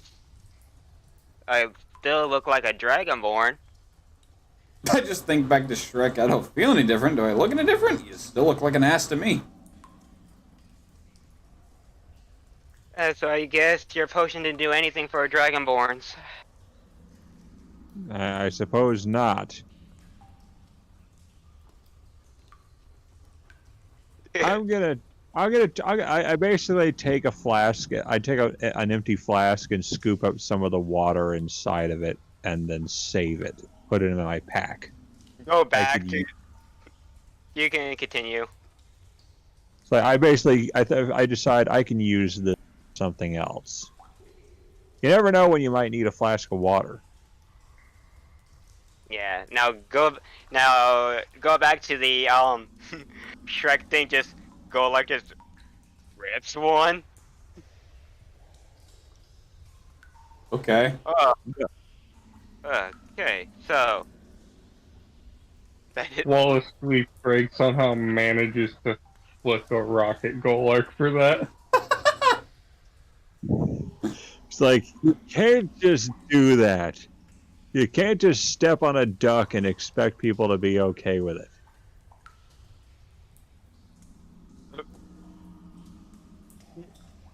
But no, it's just like, but like you said, it's like I'm fine. I'm still a Dragonborn, and then the part where he did drink it, and he just and Shrek just rips it. Okay, so since the potion didn't do anything, Greg, that hurt, and so what should we do now? Since by my standards, I just see shrooms everywhere.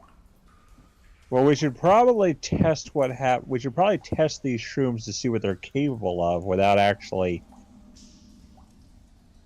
Who here has gloved hands?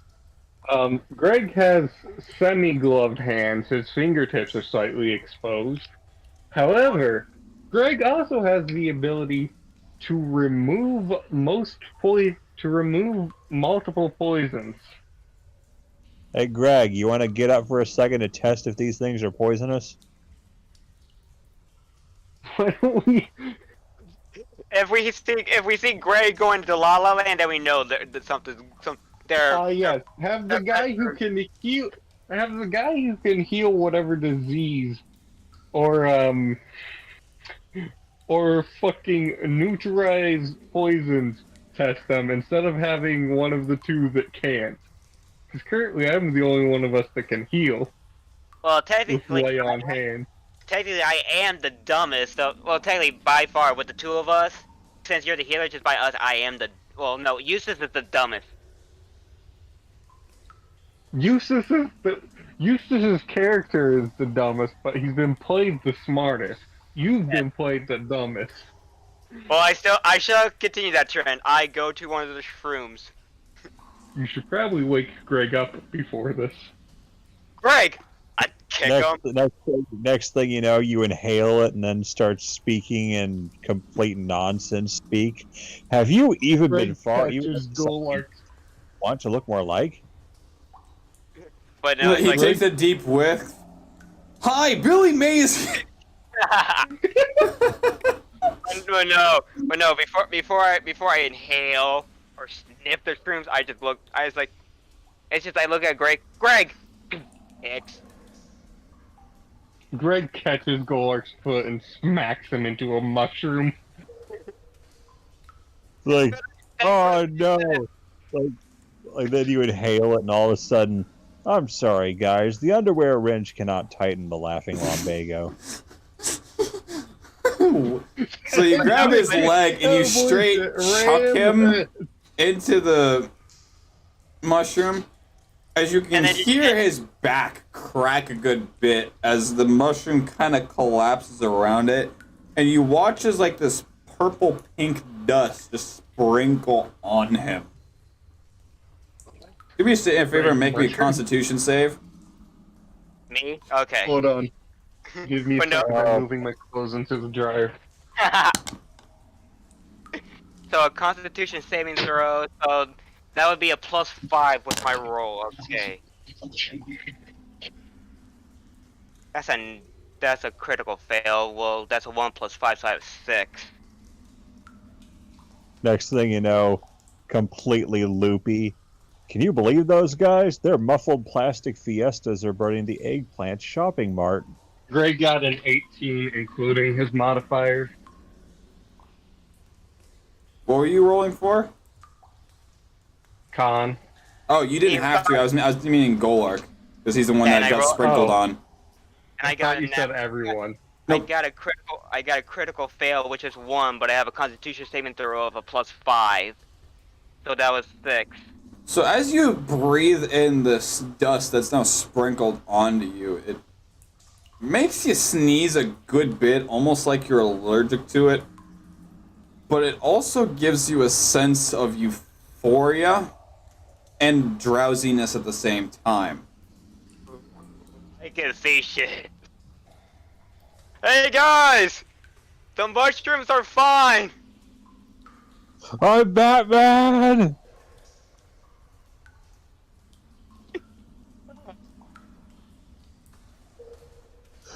Oh man. Greg walks over to Golark. Alright, friend. Now you come sit.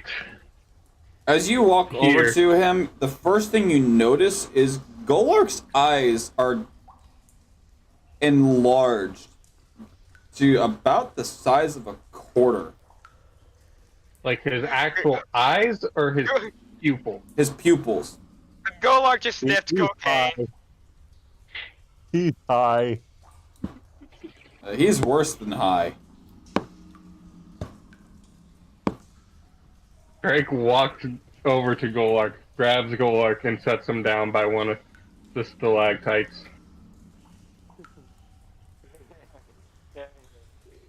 Some good shit. I wish I could have more. I suggest Greg, I think our friend is in Twinkletown right now. yes, but let us wait a minute, see if anything more starts to happen. I can remove poisons. But this might be entertaining. You just watch him completely make a fool of himself and acts like he just had a stroke. Becomes a Magikarp. Carp. So, nothing really much happens. He just has this overflowing sense of euphoria while having this sense of just utter drowsiness, like he just had a little too much to drink, and it's kind of putting him to sleep. And his pupils are the size of a quarter. So it's like he basically took ecstasy. Something stronger than ecstasy. Oh, devil's dust. Kill him? It's like he took the ecstasy sticker and let it soak in lean for a few hours, put it on his tongue, and then just took a perky. Oh boy. If we don't cure this, we'll just kill him. Not necessarily. He'll be loopy for a decent amount of time. Yeah, so... Eustace, we should take long rest. Let Golek sweep this off. You take first shift. If Golek is still loopy when I wake, I will cure him, then you sleep, and we'll let Golek sleep more. Then when you wake, Golek sleeps, and we both sleep. Alright. So who's sleeping first? Golek and Greg. Okay. Assuming Golark can even sleep. It doesn't matter. Greg's draped a heavy terrastite cape over him. Just use this as a fucking nightcloth. Greg also sets the barrel on Golark. Well, yeah, just like, it was like, and he's probably just sitting there just going like, booga looga doogity. Golark just like, he looks around and sees Greg. Doesn't know it's Greg, just like, who's this strong fella? I'm so fucking high. I can't believe it. I'm as high as the ceiling. You guys actually hear me slam my hand on my desk? Yes. But it was just like, who is this handsome fella? Smack. Alright. Okay, Golark's out. Alright. Well, I guess it's just me now. It is just you. And for now, that is where we'll call it for tonight. You guys learned a good chunk of information and got to explore a little bit more. I gotta say, this was the funniest session we had. I really wish we fought that thing, because I bet you we could have gotten that XP. There are June bugs clicking against my window. Alright, anything you guys want to talk about before I call the stream off? Yeah. So, yeah. Should I tell them what my other plan was, just in case? Because I multi-class too. What Okay. do you multi-class into? Well, I took a multi-class of Druid Circle of Horrors. That was a primal pass for me, Path of the Gore Fiends. Yeah. Essentially, you want to know what that red elixir that I mentioned with Dagon actually does? Sure. Do I want to know? I assume yes, if it ever comes down to the point where I'm going to have to use it. Then explain. I'm basically going to turn into a monster, even more so than in the fish form.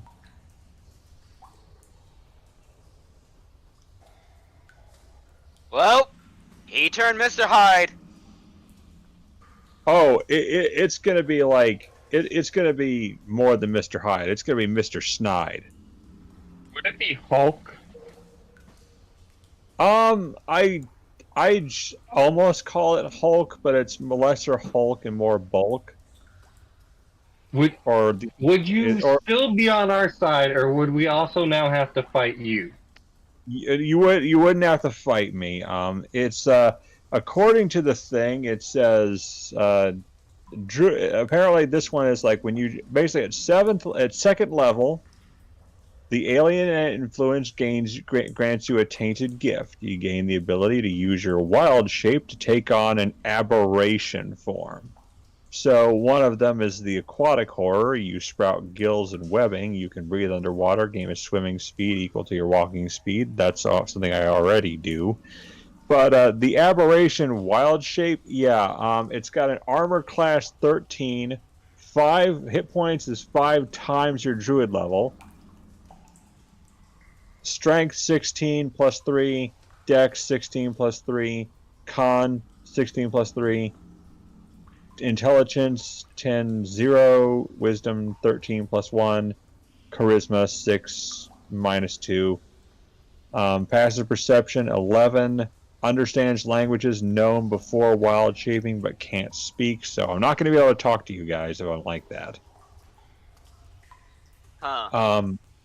Actions: claw, melee weapon attack. Your spell attack bonus to hit, reach 5 feet, 1 target, hit 7, 1d8 plus 3 slashing damage. And that's only at the second level. The more, like, at 6th level, when I assume my aberration wild shape, I can choose one of the following traits. Each time I change into that, this will happen. Like, so I took claws to where my grotesque form evolved to grow an additional set of claws. So when you take the attack action, you can now attack twice with your claws instead of once. Also, they count as magical for the purpose of overcoming resistance and immunity to non-magical attacks and damage. That could be useful. Oh yeah, and it just gets even crazier like the higher you go. Yeah, Eventually, continue. Eventually, if I were to go to 14th level, I would gain either an anti-magic eye, a consuming maw, where I spawn on dozens of small mouths all over my body and drain vitality and life force around me, or I can fly. Okay, so since you talked about that, you guys remember back when we were talking to the Nightwalker, that because you wanted to identify it, Eustace, and I asked the DM if I could use my the mark, and because you can only do different stuff but not creatures, and I asked him, he says it wouldn't work. The mark that I was talking about is mark of vitriol. So basically, what that does is, since with the path of the Gorphine that I took, whenever I hit a creature with my reckless attack, I could choose to expand one of my uses of my rage to mark the creature with blood, but it has to be 5 feet in front of me, and for 1 minute or until I die, I am incapacitated and can't speak today. Fuck it. Incapacitated. Die. Thank you. Or die. I mark the marked creature has a disadvantage for while I'm within 5 feet. So if the creature dies before the duration of the mark ends, I gain temporarily hit points equal to the half of my barbarian level plus my proficiency bonus. And with this path, once I hit level 14, let's just say I'll be more of a healer to myself. Because at 10th level, I'm basically at the 10th level, I'm not gonna spoil it as much, but at the 10th level, I'm basically, how can I put this? If I see a marked creature in my sight, I chase it, and I do not stop. So essentially, Oi, come whatever back here! you You still need to pay your taxes. So it's like, whatever you saw, you was gonna freaking kill it. I'll give you a little hint. With Search and destroy. With the 10th level, I'm just gonna give you this. With the 10th level, when I say chase it, it doubles my speed. But it only works if the enemy that I see is marked with my mark of vitriol. If it's not, it's useless. But if it's with them, I chase the fucker down. So essentially, like when we're at high enough level, capable of some insane crap. Basically, and like I said, once I hit 14th level, I'm basically a healer to myself. Oh, I should also mention that when I shapeshift into monster form, you guys are going to be creeped out by me because humans and animals are officially creeped out by this form. Are orcs technically an animal? What? Neither of us are technically animals, I don't think. Humanoids Drag- animals. Oh, okay. Okay. So Dragonborn will, yeah. So you initially said humans. Well, humanoid and animals will avoid me, or they'll be creeped the hell out. Hey, Eustace, what the fuck happened to you? Yeah, and I can't talk, so there's no way I can really answer that. I'll just be like, "Argh." I know that, but it's just like it's like when you said they're creeped out of you. It's just like you see Golark.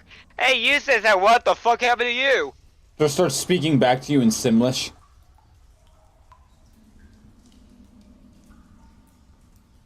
Well, I mean, it does say that you can communicate with other eldritch abominations.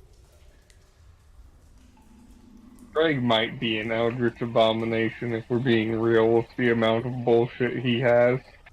Yeah. Yeah, I don't see you people mad just by the sight of you. Well, in that case, let's go wrap this up. So you said you're from 3 to 9 now, Blue? I'm from 3 to 9 next Sunday. I don't know about the Sunday after.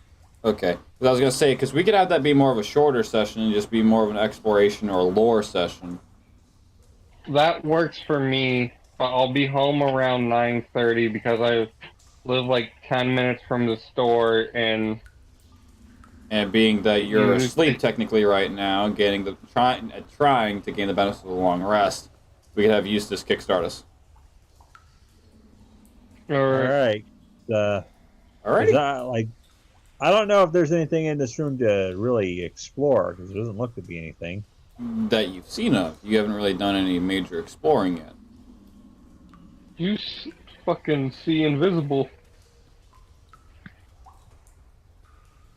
Also, Blue, I enhanced the table a little bit on brightness. Does that help any? You said I need to No, I can't see it. I can't see it in the actual game versus. Like, as you said, you were watching it on TV. Screen. Well, I'm watching the actual YouTube video as it happened. Right. Because my PC's boned, but my Switch isn't. But on the stream, is it any better now, or? The brights are a little bit brighter, and the darks aren't as dark because you couldn't see all of the detail you had put into the previous map. If you show me the previous map, like the cave we had been in, I'll be able to tell you.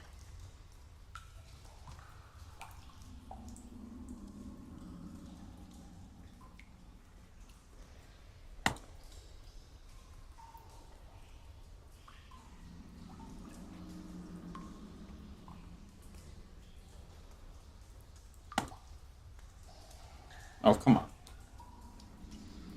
There was also something else I noticed that only me and the DM know about.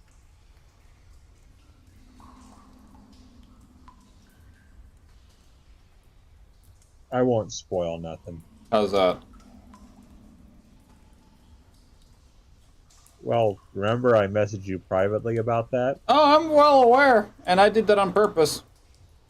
No, that's way better. Yeah, that's way better. Okay. I can actually see the browns and shit. Yeah, you think when the other players figure it out, their minds are going to be blown? If they manage to figure that out, I'll be surprised.